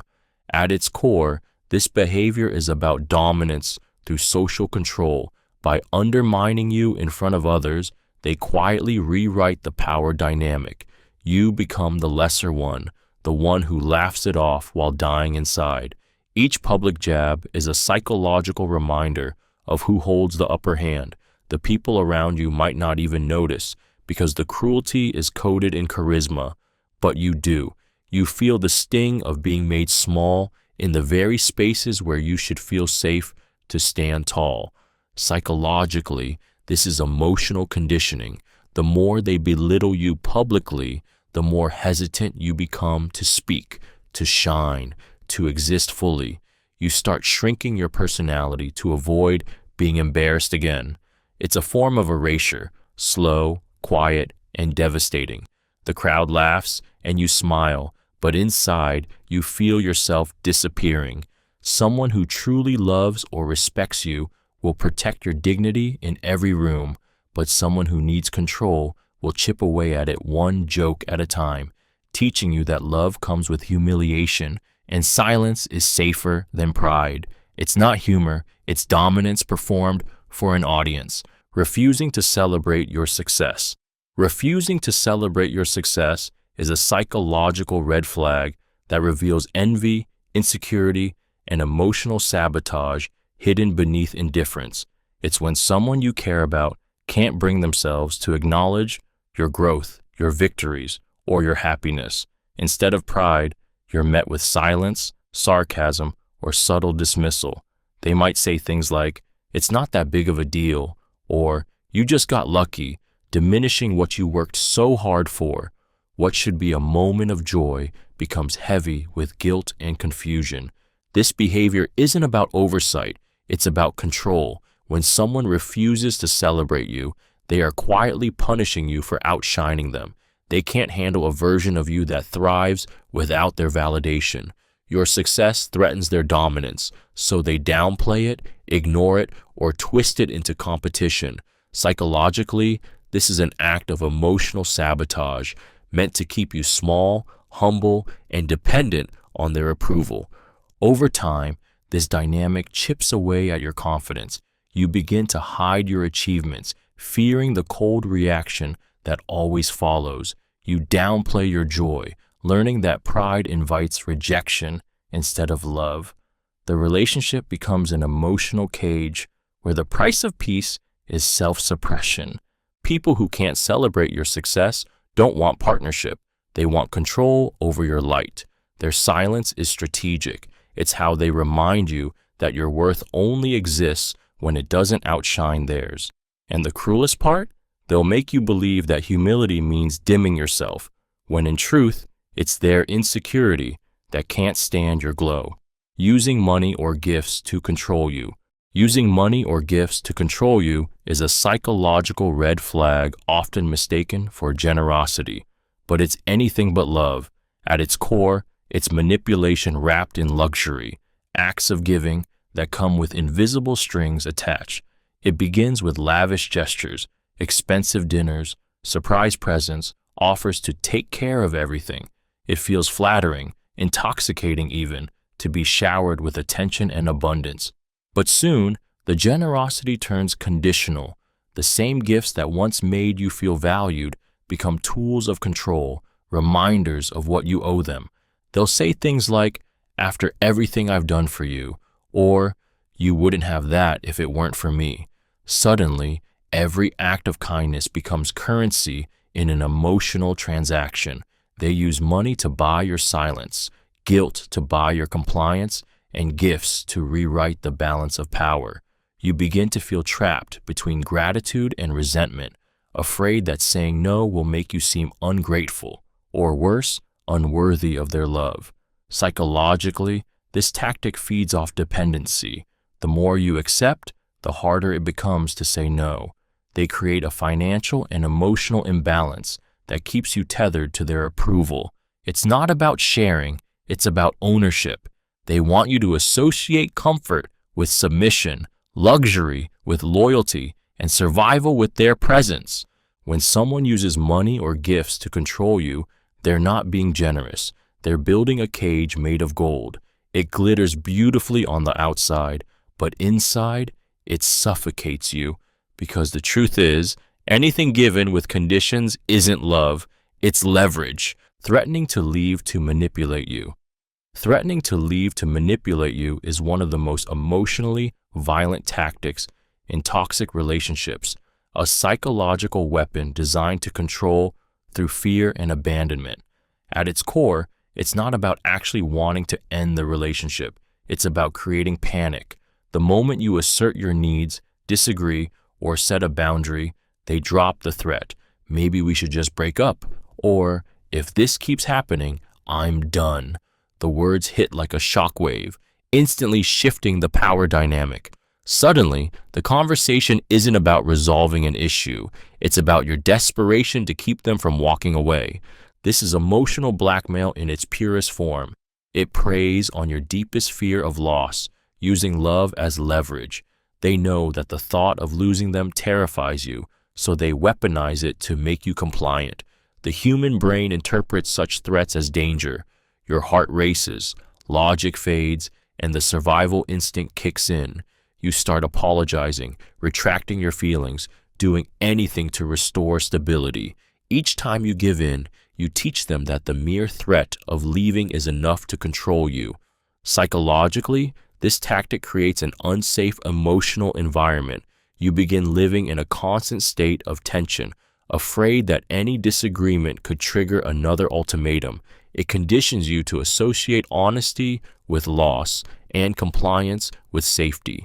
Over time, you stop expressing needs altogether, mistaking silence for peace. Threatening to leave isn't a sign of frustration. It's a calculated test of power. It doesn't build connection, it breeds dependency. Because love should never feel like standing at the edge of a cliff, waiting for someone to decide whether you're worth saving. Criticizing your friends or co-workers. Criticizing your friends or co-workers is a psychological red flag that often hides beneath the guise of concern or honesty. It's the slow isolation of your social world, disguised as caring observations. At first, they say things like, "I just don't think your friends really have your back," or "Your coworkers seem jealous of you." It sounds protective, even loving, but the real intention isn't to help you see the truth. It's to make you question your connections, your judgment, and eventually your independence. This tactic thrives on subtlety. They rarely insult people outright.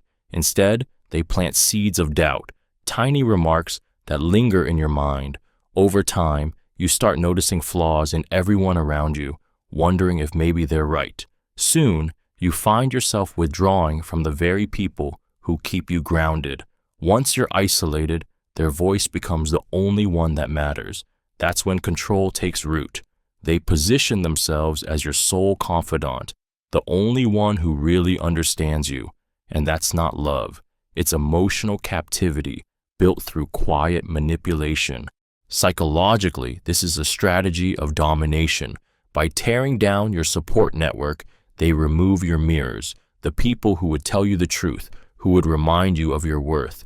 Without that external validation, you begin to rely solely on them for perspective and approval. They become your world, and that dependency gives them total control. When someone consistently criticizes your friends or coworkers, they're not protecting you, they're isolating you.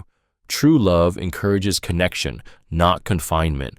And by the time you realize their concern was control, you may find that the circle you once trusted has quietly disappeared, one poisoned conversation at a time. Using your personal information to humiliate you. Using your personal information to humiliate you is one of the most vicious psychological red flags, a betrayal that turns vulnerability into a weapon. It happens when someone takes the private details you shared in trust, your fears, insecurities, past mistakes, and uses them to embarrass, control, or shame you. They might bring up your secrets in an argument, mock your traumas as a joke, or expose things you confided in them to others. What was once intimacy becomes ammunition. It's not just cruelty, it's psychological warfare disguised as familiarity. This act strikes at the heart of emotional safety. When someone weaponizes your truth, they shatter the foundation of trust that intimacy depends on. You begin to question your own openness, wondering if every word you share might one day be twisted against you. You replay conversations in your head, terrified that your honesty has given them too much power. That fear doesn't fade, it grows. It teaches you to lock parts of yourself away, to censor your emotions, to become guarded even in moments that should feel safe. Psychologically, this behavior reveals deep malice. It's not about expressing frustration, it's about asserting dominance. By humiliating you with your own words, they remind you that they can hurt you anytime they wish. The humiliation is deliberate. It keeps you small, ashamed, and submissive. And the silence that follows isn't peace. It's control maintained through fear. When someone uses your personal truths to wound you, they destroy the very thing that love is built on, trust. The pain doesn't just come from what they say, it comes from knowing they took the pieces of you meant for closeness and turned them into blades. Minimizing your pain or stress. Minimizing your pain or stress is a psychological red flag that quietly erodes your sense of self-worth. It's when someone consistently downplays your struggles, mocks your emotions, or compares your suffering to theirs to make you feel small. You open up about what hurts, and instead of empathy, you get dismissal. They say things like, "It's not that bad," or you're overreacting, or the cruelest of all, other people have it worse. Each time your feelings are invalidated, your pain is trivialized, and you learn, slowly but surely, that vulnerability isn't safe here. This behavior isn't about misunderstanding, it's about control. By minimizing your pain, they position themselves as emotionally superior, teaching you that your inner world doesn't matter. You start suppressing your stress, pretending to be fine to avoid ridicule or judgment. Over time, you disconnect from your emotions entirely, confusing numbness with strength. What once was a safe space for honesty becomes a battlefield where your feelings are always too much. Psychologically, minimization is a form of gaslighting. It rewires your brain to question your right to feel. You start wondering if maybe you are too sensitive, maybe your pain isn't real, maybe you should just toughen up. And that's the point, to make you doubt your emotional reality until silence feels easier than truth. When someone constantly minimizes your pain or stress, they're not helping you build resilience. They're teaching you to disappear quietly. The most dangerous wounds are the ones you convince yourself don't hurt anymore just because someone else refused to see the bleeding, making you second-guess your decisions. Making you second-guess your decisions is one of the most corrosive psychological red flags. It's the slow dismantling of your confidence, disguised as concern or advice. At its core, it's a manipulative tactic designed to make you dependent, to make you believe that your judgment can't be trusted without their input. They question your choices with subtle remarks like, "Are you sure that's a good idea?" or "I just think you rush into things." At first, it sounds like care, but over time, it becomes control. Each doubt they plant grows roots in your mind until you begin to hesitate before every choice, big or small. The true danger of this behavior lies in its subtlety. They rarely outright tell you you're wrong. They simply make you feel uncertain. You start seeking their approval before making decisions, craving reassurance that you're doing the right thing. When you do act independently and succeed, they'll find small ways to minimize it. When you fail, they'll remind you that they warned you. It's a psychological trap where they're always right and you're always learning to defer. Psychologically, this form of manipulation rewires your self-trust. The prefrontal cortex, the part of your brain responsible for decision-making, depends on confidence to function effectively. When someone consistently undermines that, you begin to rely on external validation instead of your instincts. You lose the ability to stand by your choices without fear of disapproval. This isn't love or guidance, it's quiet domination. They don't want partnership, they want authority. And by making you second-guess yourself, they steal the most powerful thing you possess, your ability to trust your own mind. Keeping secrets unnecessarily. Keeping secrets unnecessarily is a psychological red flag that reveals manipulation disguised as privacy. It's not about healthy boundaries or personal space. It's about control, deception, and power through uncertainty. At its core, it's the deliberate creation of confusion. They keep parts of their life hidden, withhold information, or give vague answers that never quite add up. When you ask questions, they deflect, change the subject, or accuse you of being too curious or too controlling. What they're really doing is conditioning you to stop asking, to accept mystery where there should be transparency. It starts subtly. They'll hide who they're texting, avoid talking about their day, or claim certain topics are too personal. You tell yourself you're overthinking, but your intuition keeps tugging. Their secrecy creates a sense of emotional imbalance where you're always on the outside looking in. The relationship starts to feel like a puzzle you can't solve, and that's exactly how they want it. The more uncertain you are, the more power they hold. Psychologically, this behavior feeds on ambiguity. Secrecy keeps you anxious, hyper-aware, and constantly trying to earn their openness. You start to think, if I just act right, they'll trust me enough to share. But the truth is, their secrecy isn't about trust. It's about control. By withholding information, they dictate the rhythm of emotional intimacy. You're left feeling insecure, guessing their motives, and questioning your worth. Someone who keeps unnecessary secrets builds walls, not intimacy. They thrive in shadows because shadows keep you disoriented. And slowly, you learn that it's not the silence that hurts the most. It's realizing they never intended to let you in at all. Pitting people against each other. Pitting people against each other is one of the most cunning and destructive psychological red flags, often used by manipulators who thrive on chaos and control. It's when someone subtly sows division between friends, coworkers, or partners to keep everyone off balance and themselves in power. They whisper half-truths, twist words, and play both sides, making each person question the other's loyalty. It's not just gossip, it's orchestration. They become the invisible puppeteer, pulling emotional strings while pretending to be innocent or even helpful.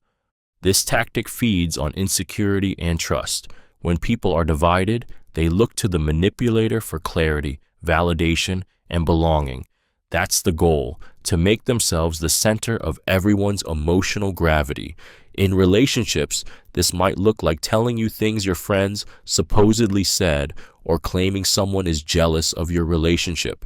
At work, it could be creating silent competition, turning teammates into rivals.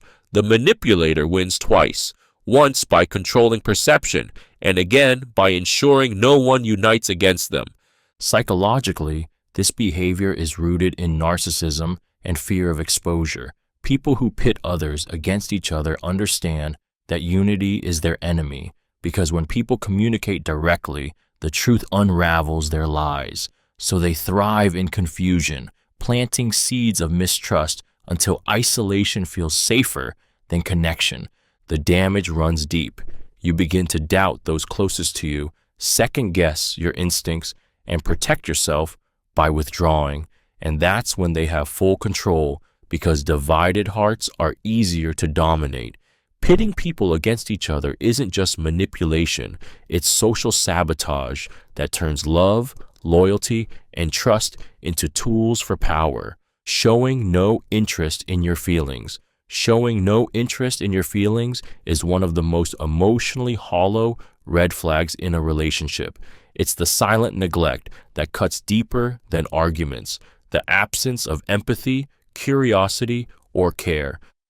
You try to share what's in your heart, but they meet you with blank stares, distracted nods, or cold indifference.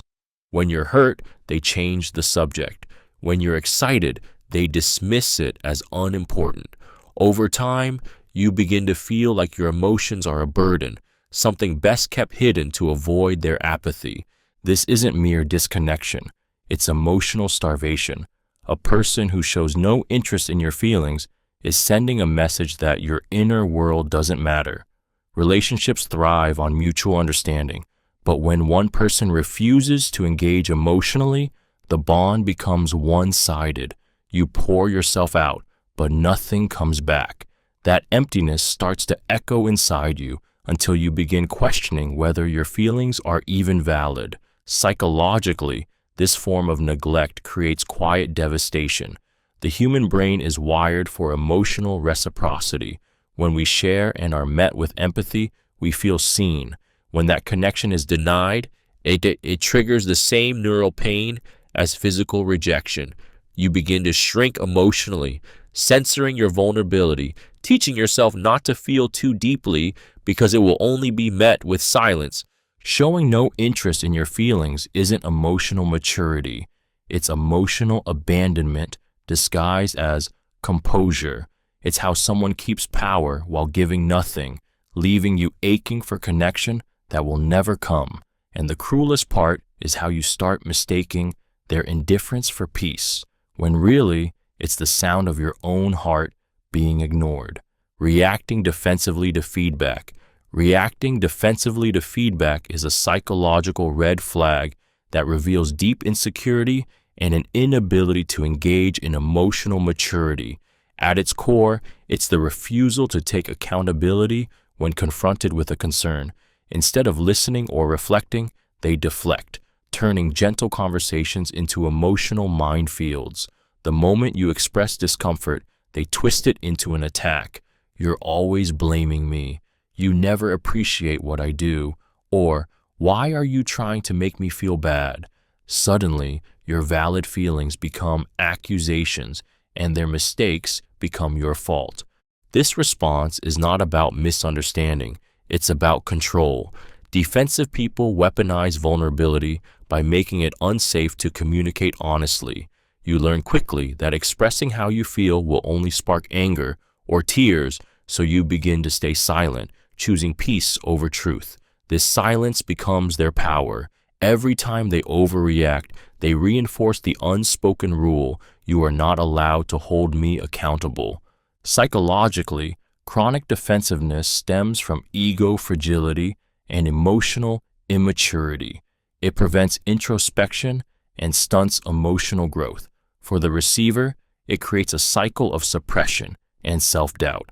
You start questioning whether your feedback was too harsh or your emotions too much.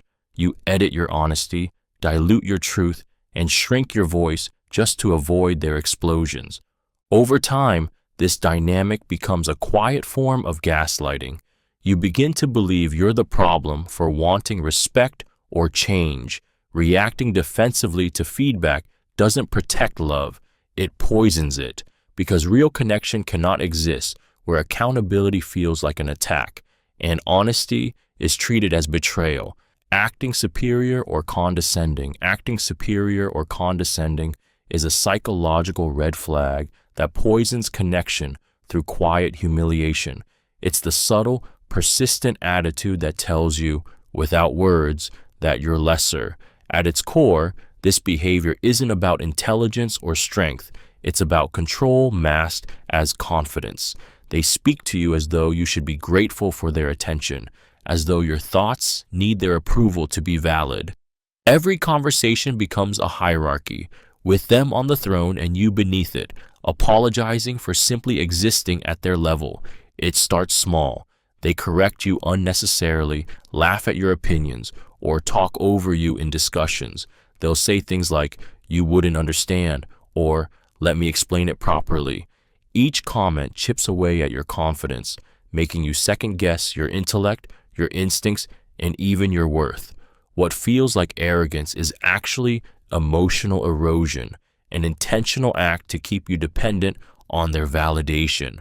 Over time, you start doubting yourself before you speak, shrinking a little more each time they sigh, smirk, or roll their eyes. Psychologically, condescension works by conditioning you to seek approval. You begin to crave their rare moments of praise because they make you feel visible again. The same person who belittles you becomes the one whose acknowledgement feels like oxygen. That's how superiority becomes a leash. It makes you mistake dominance for wisdom and contempt for attention. Someone who truly respects you doesn't need to stand taller by making you smaller, but someone who acts superior thrives on the imbalance, feeding their ego on your self-doubt. And the most dangerous part isn't their arrogance. It's the day you start believing they might actually be right. Constant sarcasm meant to hurt. Constant sarcasm meant to hurt is one of the most insidious psychological red flags because it disguises cruelty as humor. It's when someone uses wit and sharp words to cut you down while pretending it's all in good fun. They'll make a mocking comment about your intelligence, your appearance, or your efforts, then smirk and say, "Relax, I'm just joking." But the sting lingers long after the laughter fades. This isn't humor, it's hostility dressed up as charm. The intent isn't to make you laugh, it's to make you doubt yourself without giving you permission to call it out. Sarcasm, when used like this, becomes emotional camouflage. It allows the manipulator to say cruel things without taking responsibility for them. If you react, they accuse you of being too sensitive. If you stay silent, they win by eroding your confidence. Over time, you start accepting the mockery as normal, convincing yourself that maybe they don't mean it, or worse, that maybe you deserve it. It's psychological conditioning masked as banter. This tactic works because sarcasm confuses the brain. It mixes humor with humiliation, pleasure with pain. That duality keeps you off balance, unsure whether you're being loved or mocked. You begin to crave their genuine kindness, not realizing that the cruelty is intentional. The manipulator knows exactly how to phrase their words to inflict maximum doubt and minimal accountability. Constant hurtful sarcasm isn't clever. It's cowardice. It's emotional abuse delivered with a smile, meant to keep you small while they stay in control. The laughter they seek isn't shared joy, it's submission. And every time you laugh along, a small part of you learns that silence is safer than self-respect. Ignoring your boundaries after you restate them. Ignoring your boundaries after you've clearly restated them is one of the most violating psychological red flags. It's not about misunderstanding, it's about disrespect. Boundaries are the invisible lines that protect your emotional safety, but when someone repeatedly crosses them, they're sending a chilling message. Your comfort means less than my control. At first, they may act as though they didn't hear you or claim they forgot, but over time, the pattern becomes unmistakable. They remember what benefits them and conveniently forget what protects you. This behavior is an assertion of dominance disguised as care. When you say, "Please don't do that," and they do it again, they're testing your tolerance, not your patience. Each ignored boundary chips away at your confidence to enforce it. You start to second-guess yourself, wondering if you're being too strict, too emotional, too much. Eventually, you begin to soften your stance just to avoid confrontation, until the line between compromise and surrender blurs completely. Psychologically, boundary violations are a form of conditioning. They teach you that resistance leads to conflict, while silence brings temporary peace. You learn to shrink instead of speak, to tolerate instead of assert. This is exactly how control takes root, not through violence, but through the slow erosion of your no. When someone ignores your boundaries after you restate them, they're not forgetting, they're measuring your breaking point. And the more you allow, the more they take, until your boundaries no longer exist, and neither does the version of you who once believed you deserved respect. Disrespecting your time. Disrespecting your time is one of the most overlooked yet deeply revealing psychological red flags. It exposes entitlement, disregard, and a lack of empathy. At its core, it's not just about being late or canceling plans. It's about showing you, through action, that your energy, boundaries, and priorities don't matter as much as theirs. They keep you waiting, show up hours late without apology, or cancel at the last minute with flimsy excuses. Sometimes they overpromise and never follow through, leaving you hanging while they move on as if nothing happened. Each time, the message is clear. Your time exists to serve mine. This behavior seems small, but it's profoundly corrosive. Time is one of the most sacred forms of respect. It's the currency of love, attention, and trust. When someone consistently disregards it, they're saying you're not worth the effort to plan for, to show up for, or to value. They drain your patience, test your tolerance, and normalize the idea that your needs can always wait. And because they rarely acknowledge the impact, you start rationalizing it. Maybe I'm being too rigid. Maybe they're just busy. That's how manipulation takes root, not through grand betrayals, but through small, repeated acts of neglect. Psychologically, this pattern erodes self-worth. You begin adapting to their chaos, adjusting your schedule, your expectations, even your self-respect, just to accommodate their inconsistency. The more you accept it, the less you expect, until your time, your most precious resource, no longer feels like yours. Disrespecting your time isn't carelessness, it's a reflection of priorities. And when someone continually shows you that your hours, effort, and presence are disposable, they aren't just wasting your time, they're teaching you to devalue it too. Pretending to forget commitments, Pretending to forget commitments is a psychological red flag, wrapped in carelessness, but rooted in manipulation. It's not genuine forgetfulness, it's selective amnesia, a deliberate tactic to dodge responsibility while keeping control. At its core, this behavior teaches you that your expectations don't matter.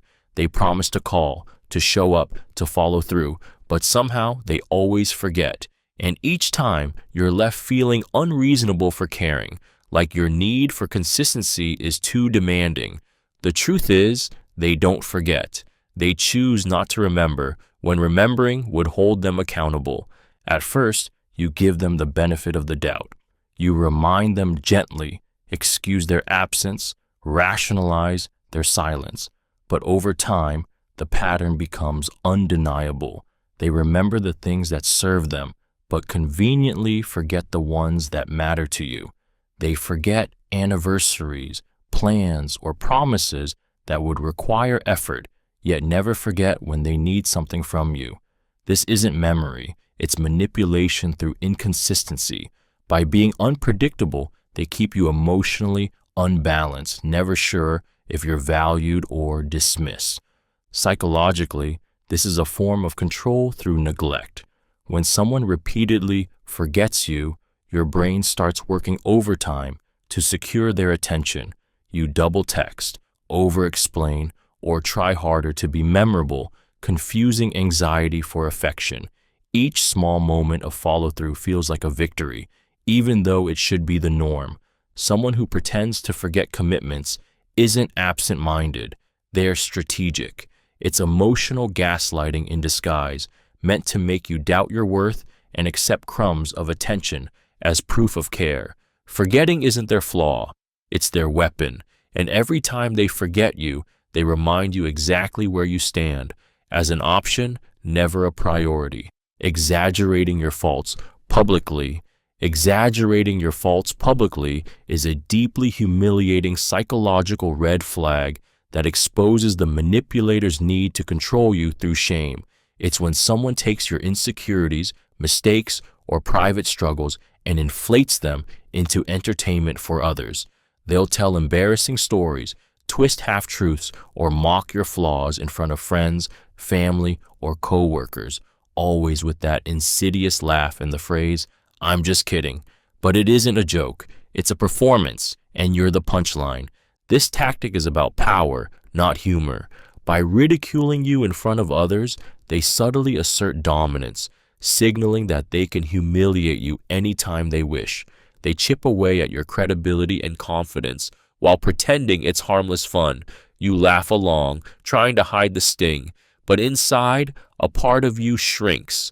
The humiliation burns deeper because it's public. It turns private vulnerability into spectacle. Psychologically, this behavior preys on social fear. Humans are wired to crave belonging, and public embarrassment triggers deep emotional pain. The manipulator knows this. By embarrassing you where others can see, they reinforce control through fear of exposure. You begin to censor yourself, speak less, and step back in social settings, conditioned to believe that staying quiet is safer than being seen. People who exaggerate your faults publicly often mask insecurity with cruelty. They build their self-worth by tearing yours down, needing witnesses to validate their superiority. But the worst part isn't the laughter, it's how they make you complicit in your own degradation. They force you to smile through the sting, teaching you that your dignity must be sacrificed for their amusement. That's not love. That's psychological domination disguised as humor, expecting emotional labor without giving back. Expecting emotional labor without giving back is one of the most draining and invisible psychological red flags. It's when someone expects you to carry the full emotional weight of the relationship, listening, comforting, reassuring, understanding, while offering nothing in return. You become their therapist, their caretaker, their safe place, yet when you need the same compassion, they vanish into silence. They crave your empathy, but withhold their own. They demand your patience, but never offer theirs. Over time, you begin to feel like a vessel for their pain rather than a partner in love. At its core, this behavior is rooted in entitlement.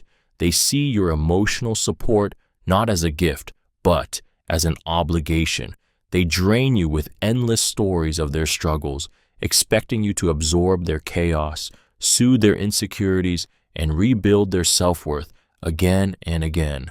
But when you're hurting, when you finally need someone to hold space for you, the energy shifts. They minimize, deflect, or change the subject entirely. It's not that they can't understand you, it's that they don't want to, because empathy requires equality, and equality threatens their control. Psychologically, this dynamic is a slow suffocation. You start internalizing the belief that your worth lies in your ability to care for others. You learn to silence your needs, fearing they'll be dismissed or ignored, and the more you give, the more they take, until your emotional reserves are emptied in the name of love. When someone expects emotional labor without giving back, they're not seeking connection. They're seeking a caretaker. And the cruelest part is how they convince you that your exhaustion is proof of devotion, when in truth, it's evidence of neglect. Overstepping personal or professional space. Overstepping personal or professional space is a psychological red flag that often hides beneath the guise of charm, concern, or closeness. But at its core, it's an invasion of boundaries designed to test control. It begins with small intrusions, reading your messages without permission, showing up uninvited, standing too close, asking overly personal questions at work, or inserting themselves into areas of your life that were never theirs to enter.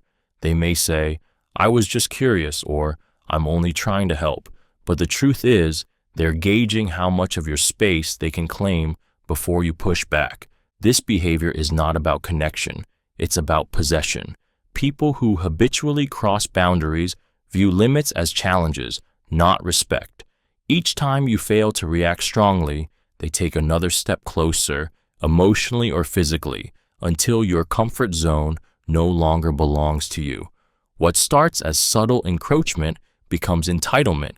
Your time, privacy, and autonomy slowly dissolve under their constant intrusion. Psychologically, boundary violations are deeply destabilizing. The human brain associates personal space with safety. When that space is breached, it triggers anxiety and hypervigilance. You start questioning whether your discomfort is justified or if you're overreacting, especially when they act offended or confused by your resistance. That self-doubt is exactly what they want. It keeps you compliant and silent. Overstepping boundaries isn't affection or dedication. It's a silent declaration of ownership. It says, "Your space is mine, your limits don't exist, and your comfort comes second to my will." It's how manipulators test dominance before claiming control, one small invasion at a time, until you can't tell where you end and they begin. Treating kindness as weakness. Treating kindness as weakness is a psychological red flag that exposes the dark underside of arrogance and insecurity. It's when someone mistakes your compassion for naivety, your patience for passivity, and your empathy for a flaw to exploit. At its core, this behavior reveals a predator's mindset. They see the softness in you not as strength, but as opportunity. The more you give, the more they take, until generosity becomes a liability and your kindness is weaponized against you. It begins subtly. They test boundaries, dismiss your opinions, or take advantage of your willingness to forgive. Every time you show grace, they interpret it as permission. They begin to believe you won't walk away, that your loyalty will outweigh their cruelty. You try to explain that kindness doesn't mean weakness, but they don't hear you. They only see what they can get away with, and slowly, your compassion turns into their playground. Psychologically, this dynamic is a power imbalance built on emotional exploitation. They thrive on the idea that hurting you has no consequences because you'll always understand, always empathize, always stay. But the truth is, treating kindness as weakness is projection. They despise in you what they've lost in themselves. Your empathy reminds them of their emptiness, your softness of the humanity they've buried beneath control. When someone treats your kindness as weakness, they aren't just disrespecting you, they're revealing their fear of true strength. Because real strength isn't loud, cruel, or dominant. It's the quiet power to stay kind in a world that confuses love with leverage. And the moment you stop apologizing for that softness is the moment they lose their hold on you, making you feel replaceable. Making you feel replaceable is a psychological red flag that cuts straight to the heart. It's the deliberate act of making you believe that your presence doesn't matter, that your absence wouldn't be noticed. It's when someone subtly reminds you that you're not special, that there's always someone better, smarter, or more attractive waiting to take your place. They do it with offhand comments like, "Everyone wants me," or by flirting with others in front of you, or by withdrawing affection just enough to make you question your worth. It's not about honesty. It's about control through insecurity. This tactic is emotional starvation. By making you feel replaceable, they create a constant fear of loss, a quiet panic that keeps you chasing their approval. You start working harder to please them, trying to prove your value, desperate to earn what should have been freely given. The relationship becomes an emotional competition where the prize is temporary validation and the punishment is silence. Over time, your confidence withers as you internalize their message. You are only as valuable as they decide you are. Psychologically, this manipulation taps into the deepest human fear, abandonment. It weaponizes attachment, making love conditional and self-worth unstable. The manipulator maintains control by keeping you uncertain, dangling affection like a prize that must be earned. You begin to tolerate disrespect just to avoid being replaced. People who make you feel replaceable understand the quiet power of scarcity. They keep love just out of reach, so you'll never stop reaching. But the cruel truth is, they never wanted partnership. They wanted possession. And by convincing you that you're disposable, they ensure that you'll fight to stay even when they've already let go, using pity to manipulate sympathy. Using pity to manipulate sympathy is one of the most deceptive and emotionally disorienting psychological red flags. It's when someone turns vulnerability into a weapon, a performance of suffering designed not to connect, but to control. They share stories of their pain, their trauma, their heartbreak, not to heal, but to make you feel responsible for their emotional well-being. You begin to lower your guard, offering compassion, understanding, and forgiveness. But soon, you realize their wounds never close, because keeping them open keeps you hooked. This manipulation works because empathy is powerful. Good-hearted people want to help, to comfort, to fix. A pity manipulator knows this and exploits it masterfully. Every time you try to hold them accountable, they deflect with sorrow. "You don't understand what I've been through," or "I can't help it because of my past." Suddenly, your frustration turns into guilt, your boundaries blur, and you find yourself consoling the very person who hurt you. They twist compassion into obligation until you start believing that walking away would make you cruel. Psychologically, this tactic feeds on your empathy until it becomes exhaustion. They trap you in a cycle of rescue and remorse. You feel sorry for them, forgive them, and then get hurt again. They never heal because healing would mean losing control. They need to remain the victim to keep you playing the savior. When someone uses pity to manipulate sympathy, they're not asking to be seen. They're demanding to be excused. And the more you comfort them, the deeper they pull you into their narrative until you mistake manipulation for mercy and compassion for captivity. Flirting with others to make you jealous. Flirting with others to make you jealous is a cruel psychological game that masquerades as harmless fun, but is, in truth, a calculated form of emotional manipulation. At its core, it's not about attraction, it's about control. The person deliberately gives attention to others in front of you, knowing exactly how it will make you feel. They laugh a little too loudly, touch a little too freely, or compliment someone just enough to make you question your worth. When you confront them, they dismiss it with, "You're overreacting," or "You're just insecure." The pain they caused becomes your fault. This tactic thrives on insecurity, but it's not born from your weakness. It's born from their need for power. They crave the ego boost that comes from watching you compete for their attention. By making you jealous, they reinforce the illusion that they are desirable, in demand, and therefore untouchable. It's a psychological high for them and an emotional wound for you. You begin to doubt your value, comparing yourself to everyone they flirt with, internalizing the idea that love must be earned through constant proving. Psychologically, this manipulation activates fear of abandonment and rejection, the primal triggers of attachment. It conditions you to chase reassurance instead of expecting respect. You start tolerating their disrespect just to feel chosen again. The inconsistency keeps you addicted. The same person who hurts you becomes the only one who can soothe the pain they created. Flirting to provoke jealousy isn't playfulness. It's emotional cruelty disguised as charm. It's how manipulators test your loyalty, measure your breaking point, and feed their ego on the insecurity they plant inside you. They don't want love. They want control disguised as desire. Refusing to compromise. Refusing to compromise is a psychological red flag that turns every relationship into a battlefield where only one person's needs matter. It's not about strong principles or healthy boundaries. It's about control disguised as conviction. At its core, it's the belief that their way is the only way, that bending even slightly would mean losing power. They make every disagreement feel like a test of loyalty, every request for balance feel like an attack. Over time, the relationship stops feeling like a partnership and starts feeling like submission. It begins with small things. They insist on choosing where to eat, what to watch, who you spend time with.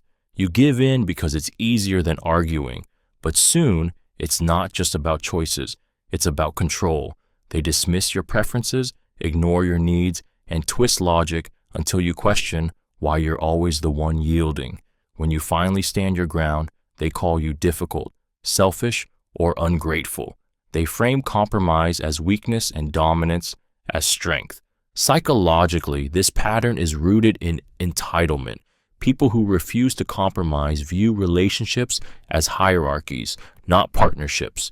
They need to win every time because equality threatens their sense of control. Over time, you learn to silence yourself for peace, to swallow your frustration just to avoid conflict.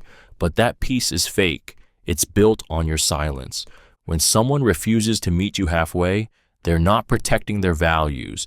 They're protecting their ego. Love cannot survive where one person always has to lose for the other to feel safe, because a relationship without compromise isn't love. It's quiet domination wrapped in the illusion of being right. Always needing to win arguments. Always needing to win arguments is a psychological red flag that reveals a person's obsession with power rather than connection. It's when every disagreement turns into a competition, one they must dominate no matter the cost. They don't argue to understand, they argue to conquer. They'll twist your words, nitpick your tone, and drag the discussion so far from the original issue that you forget what you were even trying to say. The point isn't truth, it's victory. And in their world, admitting fault is weakness, compromise is defeat, and empathy is surrender. This behavior poisons communication. Instead of solving problems, you start avoiding them altogether. Because every conversation feels like walking into battle, you learn to censor yourself, to back down, to keep the peace. But the peace isn't real, it's submission. Their wins come at the expense of your emotional safety, leaving you drained, silenced, and small. Over time, you stop fighting for clarity and start fighting just to be heard. Psychologically, people who must always win arguments crave control. Their ego depends on superiority, so they twist logic, project blame, and weaponize intellect to maintain dominance. It's not about the issue, it's about proving that they're right and you're wrong. They thrive on your frustration because it feeds their sense of power. In healthy love, disagreement builds understanding. In toxic love, it becomes warfare. When someone needs to win every argument, they're not protecting the relationship. They're protecting their pride. And the more you yield to keep the peace, the more you lose yourself in the process. Because in their mind, there's no us in conflict, only them standing on the ruins of your silence, calling it victory, mocking your opinions or beliefs. Mocking your opinions or beliefs is one of the most corrosive psychological red flags in a relationship because it targets the core of who you are, your mind, your voice, your identity. It doesn't always begin with open insults. Sometimes it hides beneath sarcasm, teasing, or just jokes. They roll their eyes when you share your thoughts, smirk when you express conviction, or laugh when you speak about something that matters to you. Each time you brush it off, telling yourself they didn't mean it that way. But over time, the laughter becomes a weapon, and their words begin to shrink your confidence from the inside out. This behavior is not about humor, it's about humiliation. When someone mocks your opinions or beliefs, they're trying to assert superiority while making you doubt your intellect and intuition. It's a form of psychological erosion. You start second-guessing yourself before you speak, rehearsing your sentences to avoid ridicule, editing your beliefs to sound more palatable. The result is quiet self-censorship, an internalized silence born not from peace, but from fear of being belittled. Psychologically, this is emotional domination. By making you feel foolish or naive, they establish themselves as the rational or smarter one, forcing you into submission through shame. You begin to measure your worth through their approval, abandoning authenticity for acceptance. It's not disagreement, it's degradation masked as wit. When someone mocks your opinions or beliefs, they're not engaging, they're dismantling, because the goal isn't discussion, it's control. And the moment you start laughing along to avoid being hurt, that's when they've succeeded in making you doubt the most powerful thing you own, your voice. Ignoring messages. When convenient, ignoring messages. When convenient is a quiet yet deeply calculated form of psychological manipulation that feeds on uncertainty and emotional imbalance. At its core, it's the deliberate withholding of communication to control your emotions and reinforce their power. They reply instantly when they want something, but vanish when you need clarity, comfort, or consistency. Hours turn into days, and the silence begins to echo louder than words ever could. Then, just when you've started to pull away, they reappear, casual, charming, as if nothing happened. That sudden attention hits like a drug, and you find yourself forgiving what you shouldn't. This behavior is a form of intermittent reinforcement, a conditioning pattern that keeps you hooked by mixing affection with neglect. The human brain is wired to crave resolution. Uncertainty triggers anxiety, and when relief finally comes, through a text, a call, a reply, you feel it like a rush. They know this. By controlling when they engage, they teach you to chase their attention, to equate their inconsistency with excitement, and to mistake emotional starvation for passion. Psychologically, this erodes your sense of worth.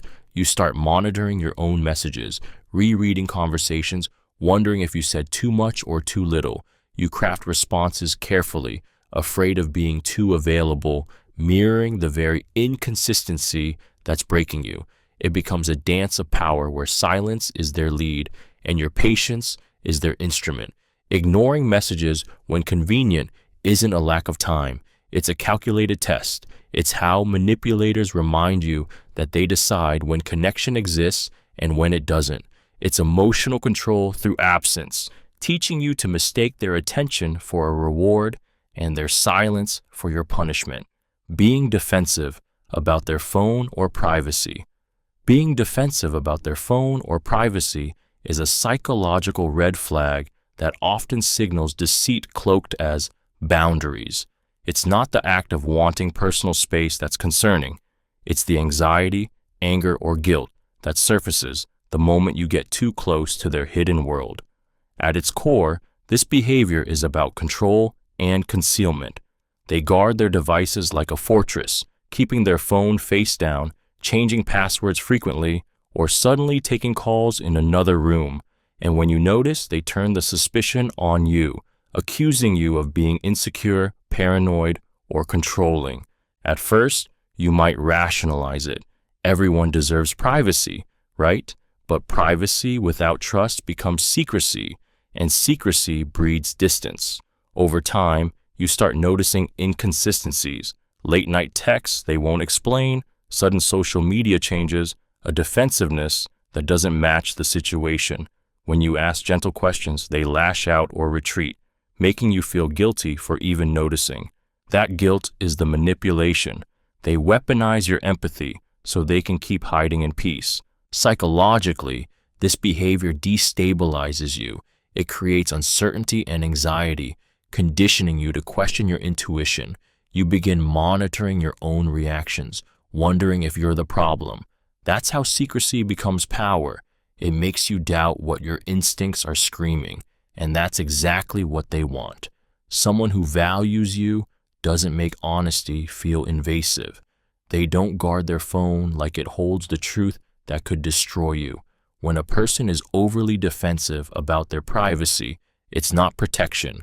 It's preservation of a double life, because genuine love doesn't fear transparency. It fears losing trust, and defensiveness is often the shadow truth leaves behind. Constantly shifting blame to others. Constantly shifting blame to others is one of the clearest psychological red flags of emotional immaturity and manipulation. It's the art of dodging accountability, of twisting every mistake, conflict, or failure into someone else's fault. When things go wrong, they never reflect, they deflect. If they hurt you, you provoked it. If they lie, it's because you wouldn't have understood. If their life is chaotic, it's because everyone's against them. In their narrative, they are always the victim, never the cause. And slowly, they make you believe it too. This pattern is not random, it's psychological control. By shifting blame, they protect their fragile ego while subtly transferring guilt onto you. Each time you try to hold them accountable, they twist the story until you are apologizing for something they did. It's disorienting. You start questioning your memory, doubting your reactions, wondering if maybe you really are the problem. That's exactly how they win, by rewriting reality to preserve their innocence and erode your certainty. Psychologically, chronic blame shifting is rooted in fear and ego fragility. These individuals cannot tolerate the discomfort of being wrong, so they build a fortress of denial, using manipulation as a shield. The more you try to reason, the deeper they bury you in justification. They weaponize your empathy, knowing you'll absorb the guilt just to restore peace. Over time, this dynamic becomes soul-crushing. You become their emotional scapegoat, carrying the weight of their chaos, while they stand spotless in their self-made delusion. Every argument ends the same way: your exhaustion, their absolution. And that's the cruelty of it. They don't need to be right, only blameless. You become their shield from reality, while they walk freely through the wreckage they created. Making decisions for you without consent. Making decisions for you without consent is a deeply violating psychological red flag, because it strips away your autonomy under the illusion of care. It starts innocently, someone ordering for you at dinner, speaking on your behalf, or choosing what's best for you without asking. They justify it as convenience, love, or protection, but beneath that charm lies a quiet assertion of power, the belief that they know better than you, that your preferences are optional, and that your voice doesn't matter. Each small decision taken without your consent is a rehearsal for bigger ones, until you no longer recognize the line between choice and control. This behavior is not about helpfulness, it's about dominance. When someone consistently makes decisions for you, They are rewriting the boundaries of your independence. Psychologically, it's an erosion of agency, a slow conditioning that teaches you to defer, to agree, to comply. You begin to question your own judgment, telling yourself it's easier to let them decide than to risk conflict. That's how emotional submission begins, not with force, but with quiet permission. The damage runs deeper than lost choices. Over time, you lose connection with your own desires. You forget what you want because your will has been replaced by theirs. Every decision they make without asking is a silent message. Your mind is mine to manage. When someone makes decisions for you without consent, they aren't caring for you. They're colonizing you. And the most dangerous part is how natural it begins to feel until your freedom no longer looks stolen but shared. Gossiping about you to mutual contacts. Gossiping about you to mutual contacts is one of the most treacherous psychological red flags. It's betrayal wrapped in charm. At its core, it's not about venting or casual conversation. It's about shaping how others see you, one whispered distortion at a time. The manipulator doesn't confront you directly. They weaponize your reputation instead.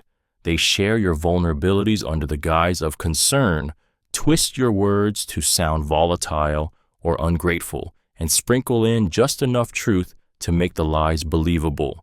What they're really doing is building a version of you they can control, one that makes them look good while quietly destroying your credibility. This behavior is strategic, not impulsive.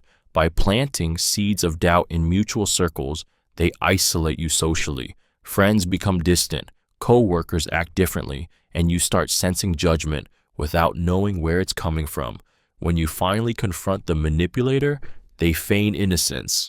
I was just worried about you, or that's not what I meant. They make you look paranoid for even noticing, turning the social damage into your perceived overreaction. Psychologically, this is a form of reputational gaslighting. It erodes your sense of belonging and safety in your own social world. The brain, wired for connection, feels rejection as pain, and gossip weaponizes that instinct. You start doubting not only your relationships, but your worth. You over-explain yourself, trying to repair what they've quietly torn apart. Gossiping about you isn't harmless. It's emotional sabotage disguised as casual chatter. It's how manipulators control perception without confrontation, punishing you not through conflict, but through silence and suspicion. It's betrayal with a smile, a knife hidden behind the comfort of familiarity. Taking advantage of your kindness.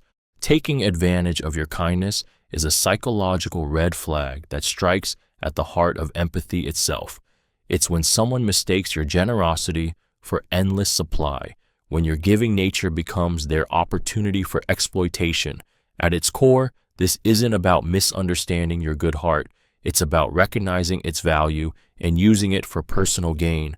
They see your compassion, your patience, your instinct to help, and instead of cherishing it, they drain it. They turn your empathy into labor, your loyalty into obligation, and your love into leverage. It starts innocently. You do something thoughtful, and they accept it without gratitude. Then it happens again and again until your acts of love become expectations. They stop asking. They start assuming. They know you'll forgive first, fix problems, and soften edges when things fall apart. And every time you sacrifice your peace to keep them happy, they learn that your boundaries are negotiable. Slowly, kindness becomes currency, and they spend it recklessly because they know you'll always refill it. Psychologically, this behavior preys on your fear of disappointing others. Manipulators sense that fear. They exploit your empathy by convincing you that love means endurance. They condition you to feel guilty for saying no, to equate self-preservation with selfishness. It's a quiet, cruel erosion. You keep giving, hoping they'll finally see your worth, but all they see is what more they can take. Someone who truly values you will protect your kindness, not exploit it. But those who take advantage of it aren't drawn to your light. They're drawn to the warmth they can steal. And by the time you realize it, you're left cold, holding the empty shell of a love that only ever took, using your vulnerabilities to control you. Using your vulnerabilities to control you is one of the most chilling psychological red flags. It's the ultimate betrayal of trust. It happens when someone takes the parts of yourself you revealed in moments of safety, the fears, traumas, insecurities, and secrets, and turns them into weapons. What once felt like connection now becomes coercion. They might remind you of your past mistakes when you try to stand up for yourself, mock the pain you once confided, or threaten to expose something you shared in confidence. Every tender truth you gave them becomes another string they can pull to make you obey. This tactic is not born from love, it's born from domination. When someone weaponizes your vulnerability, they aren't protecting your heart, they're tightening their grip on it. The cruelty lies in the precision. They know exactly where to strike, how to make you feel small, ashamed, or unworthy. Over time, you learn to stay silent, to avoid sharing, to protect yourself from the person who once promised to protect you. It's psychological imprisonment disguised as intimacy. Psychologically, this behavior exploits the human need for connection. Vulnerability is how we bond, how we heal, but manipulators twist it into dependency.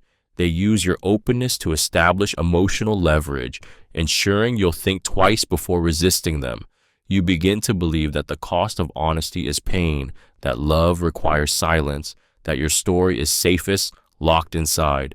When someone uses your vulnerabilities to control you, they don't just wound you, they teach you to fear intimacy itself. And that's the deepest cruelty of all.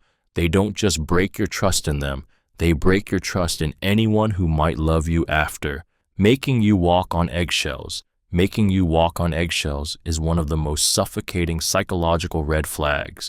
It's the slow conditioning of fear, disguised as love. It happens when someone's moods are so unpredictable, their reactions so volatile, that you start filtering every word, every expression, every move just to avoid setting them off. You study their tone, their silences, their body language like a survival manual. What used to feel natural now feels dangerous. You stop being yourself, not because you've changed, but because you've learned that authenticity comes with punishment. This behavior is a form of psychological control. It doesn't rely on shouting or threats. It thrives in tension and anticipation. The manipulator teaches you to self-censor, to prioritize their emotional comfort over your own truth. You begin apologizing before you've done anything wrong, shrinking your presence just to keep the peace. It's emotional captivity without chains, your freedom traded for temporary calm. Psychologically, this environment triggers chronic anxiety and hypervigilance. Your nervous system lives in constant alert, preparing for a storm that never ends. You begin losing your sense of identity because your energy is spent managing them. You don't laugh as loud, speak as freely, or dream as boldly because peace depends on your silence. When someone makes you walk on eggshells, it's not a phase of tension. It's a strategy of control. They build fear so subtly that you call it love, mistaking restraint for respect. But love doesn't make you flinch before speaking or breathe carefully to exist. Real love feels safe. Walking on eggshells feels like waiting for an explosion you didn't cause, but will always be blamed for. Always having an excuse for bad behavior. Always having an excuse for bad behavior is one of the clearest signs of emotional immaturity and psychological manipulation. At its core, it's the refusal to be accountable, a constant rewriting of reality that transforms every act of disrespect, cruelty, or negligence into something understandable. They don't apologize, they rationalize. When they hurt you, it's because they were stressed. When they lie, it's because they didn't want to upset you. When they break promises, it's not their fault. Every mistake becomes someone else's responsibility, and every consequence becomes your problem for not being understanding enough. This pattern is not about explanation, it's about evasion. Excuses are their shield, a way to protect their ego from the discomfort of guilt or growth. Over time, they train you to accept reasons instead of results. You start minimizing the hurt because their excuses sound so reasonable, so convincing, that you begin to doubt your right to be angry. And each time you forgive without change, they learn that accountability isn't required, that empathy can be exploited as a get-out-of-jail-free card. Psychologically, this tactic erodes your boundaries. It conditions your mind to associate empathy with tolerance, teaching you to prioritize their comfort over your own emotional safety. You begin justifying their behavior before they even do, rewriting the narrative in their favor to preserve peace. It's a slow, invisible surrender of self-respect. Having an excuse for everything isn't vulnerability. It's manipulation disguised as explanation. It's how emotionally avoidant people maintain control while appearing self-aware. Because true remorse changes behavior. Excuses only recycle the pain, wrapping the same wound in prettier words until you can no longer tell the difference between forgiveness and self-abandonment. Refusing to define the relationship. Refusing to define the relationship is a psychological red flag that disguises emotional manipulation as freedom. It's the art of keeping you close enough to feel wanted, but far enough to avoid accountability. At its core, this behavior is about control through uncertainty. They give you just enough affection to keep your hope alive, yet withhold commitment to keep their options open. Every time you try to discuss what you are, they change the subject, joke it away, or accuse you of overthinking. And slowly, you begin to feel like you're asking for too much when all you really want is clarity. It starts beautifully, intense chemistry, late-night talks, moments that feel like love. But when you seek definition, their warmth turns cold. They'll say things like, "Let's not ruin this with labels," or "Why can't we just go with the flow?" Those phrases sound carefree, but they're calculated. They create a gray area where they can reap the rewards of a relationship without the responsibility. You begin to settle for ambiguity, telling yourself that love shouldn't be rushed, while ignoring the ache of being half-chosen. Psychologically, this tactic thrives on confusion. Ambiguity keeps you emotionally invested while they remain detached. It conditions you to chase validation, to prove you're worth choosing. You start analyzing every word, every text, every look, searching for reassurance that never fully comes. And that uncertainty becomes addictive, because hope is a powerful drug. Someone who refuses to define the relationship isn't avoiding pressure. They're avoiding accountability. They want the intimacy without the obligation, the loyalty without the label, the love without the promise. And in the end, you realize the truth. They never feared losing you. They only feared being claimed. Invalidating your work contributions. Invalidating your work contributions is a psychological red flag that reveals envy, insecurity, and a hunger for control beneath a professional or romantic facade.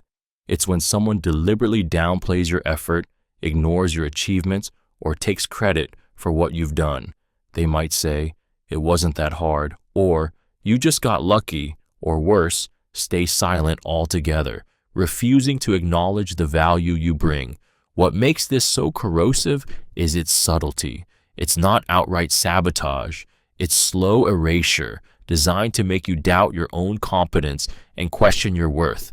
In the workplace or in a relationship, this kind of invalidation chips away at your confidence. You start working harder to prove yourself, hoping that this time they'll finally notice, but they never do. Instead, they move the goalposts, dismiss your progress, or shift credit to themselves. It's a cycle of invisibility that feeds their ego while starving yours. And eventually, you begin to internalize the narrative. They must be right. Maybe you aren't that capable after all. That's how psychological manipulation disguises itself as feedback. Psychologically, this behavior stems from deep insecurity.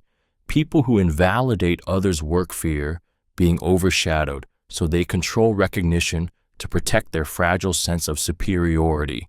By minimizing your accomplishments, they keep you in a state of quiet self-doubt, ensuring you'll never feel confident enough to outshine them or leave.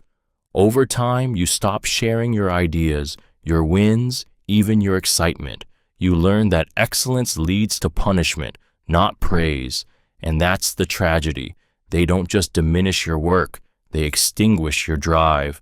When someone invalidates your contributions, what they're really saying is, your success threatens me more than it inspires me. Acting charming only when they need something is one of the most manipulative psychological red flags because it disguises self-interest as affection. It's the art of selective kindness, where warmth, attention, and sweetness are used as tools, not traits. When they want a favor, forgiveness, or your compliance, they suddenly become everything you once fell for: attentive, funny, gentle, and caring. They say all the right words, touch you just the right way, and make you feel like the center of their world.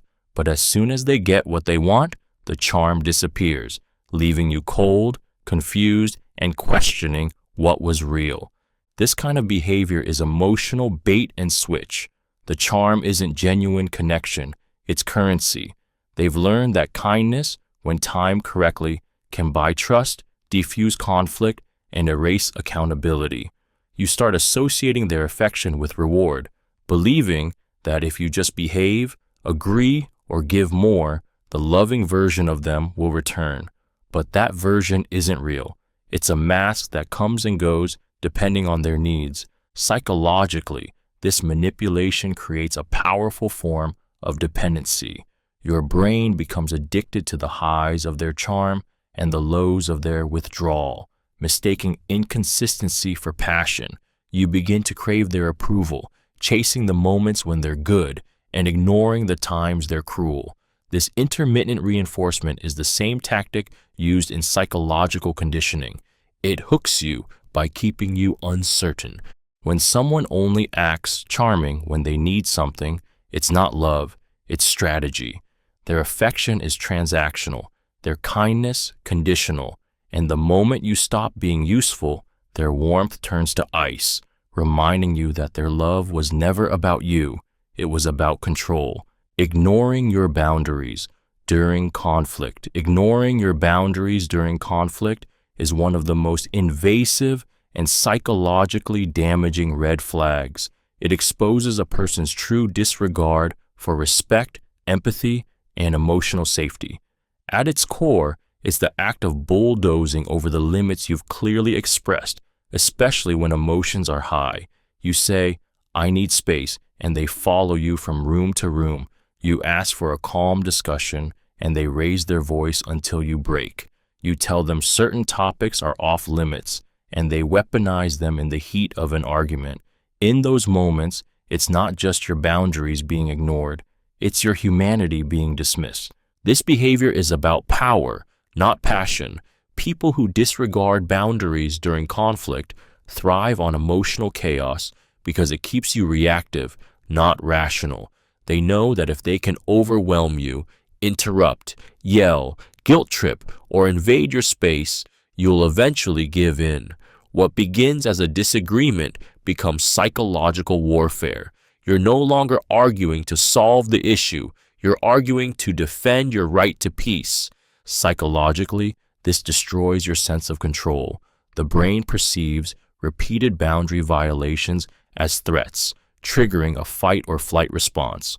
Over time, you start associating conflict with fear. You stop setting boundaries altogether, convincing yourself it's easier to stay silent than to endure another storm. This is exactly what the manipulator wants: submission through exhaustion. Ignoring boundaries during conflict isn't an emotional slip, it's a conscious choice.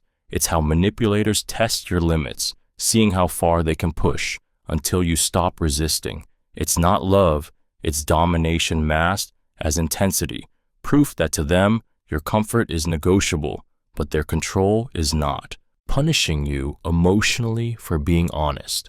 Punishing you emotionally for being honest is a psychological red flag that transforms vulnerability into danger. It's when your truth becomes a trigger, when openness, something that should build connection, becomes the very thing that causes distance, silence, or anger. At its core, this behavior is emotional control disguised as sensitivity. You speak your truth hoping to be heard, but instead you're met with withdrawal, coldness, or guilt. They don't scream, they punish you with silence, with icy detachment that makes you regret ever being honest. It begins subtly. You share how something made you feel, and instead of listening, they shut down. Maybe they act wounded, or sigh heavily, or accuse you of being too critical. They make your honesty feel like an attack, forcing you to comfort them for the pain of your truth. Over time, this trains you to suppress your feelings, to edit your words before speaking, to tiptoe around their reactions. What was once emotional safety becomes a minefield of unspoken tension. Psychologically, this is coercive conditioning. Every time you're punished for honesty, your brain learns that silence equals peace. You begin to equate authenticity with loss of affection, connection, stability. This is how emotional self-censorship begins. You start wearing a mask, agreeing to things you don't believe, smiling through discomfort just to keep them calm. When someone punishes you for honesty, they're not protecting their feelings, they're protecting their control. True intimacy thrives on truth, but emotional punishment teaches you that love comes at the cost of your voice, and that's not love. It's fear dressed as loyalty, slowly silencing the person you were brave enough to be.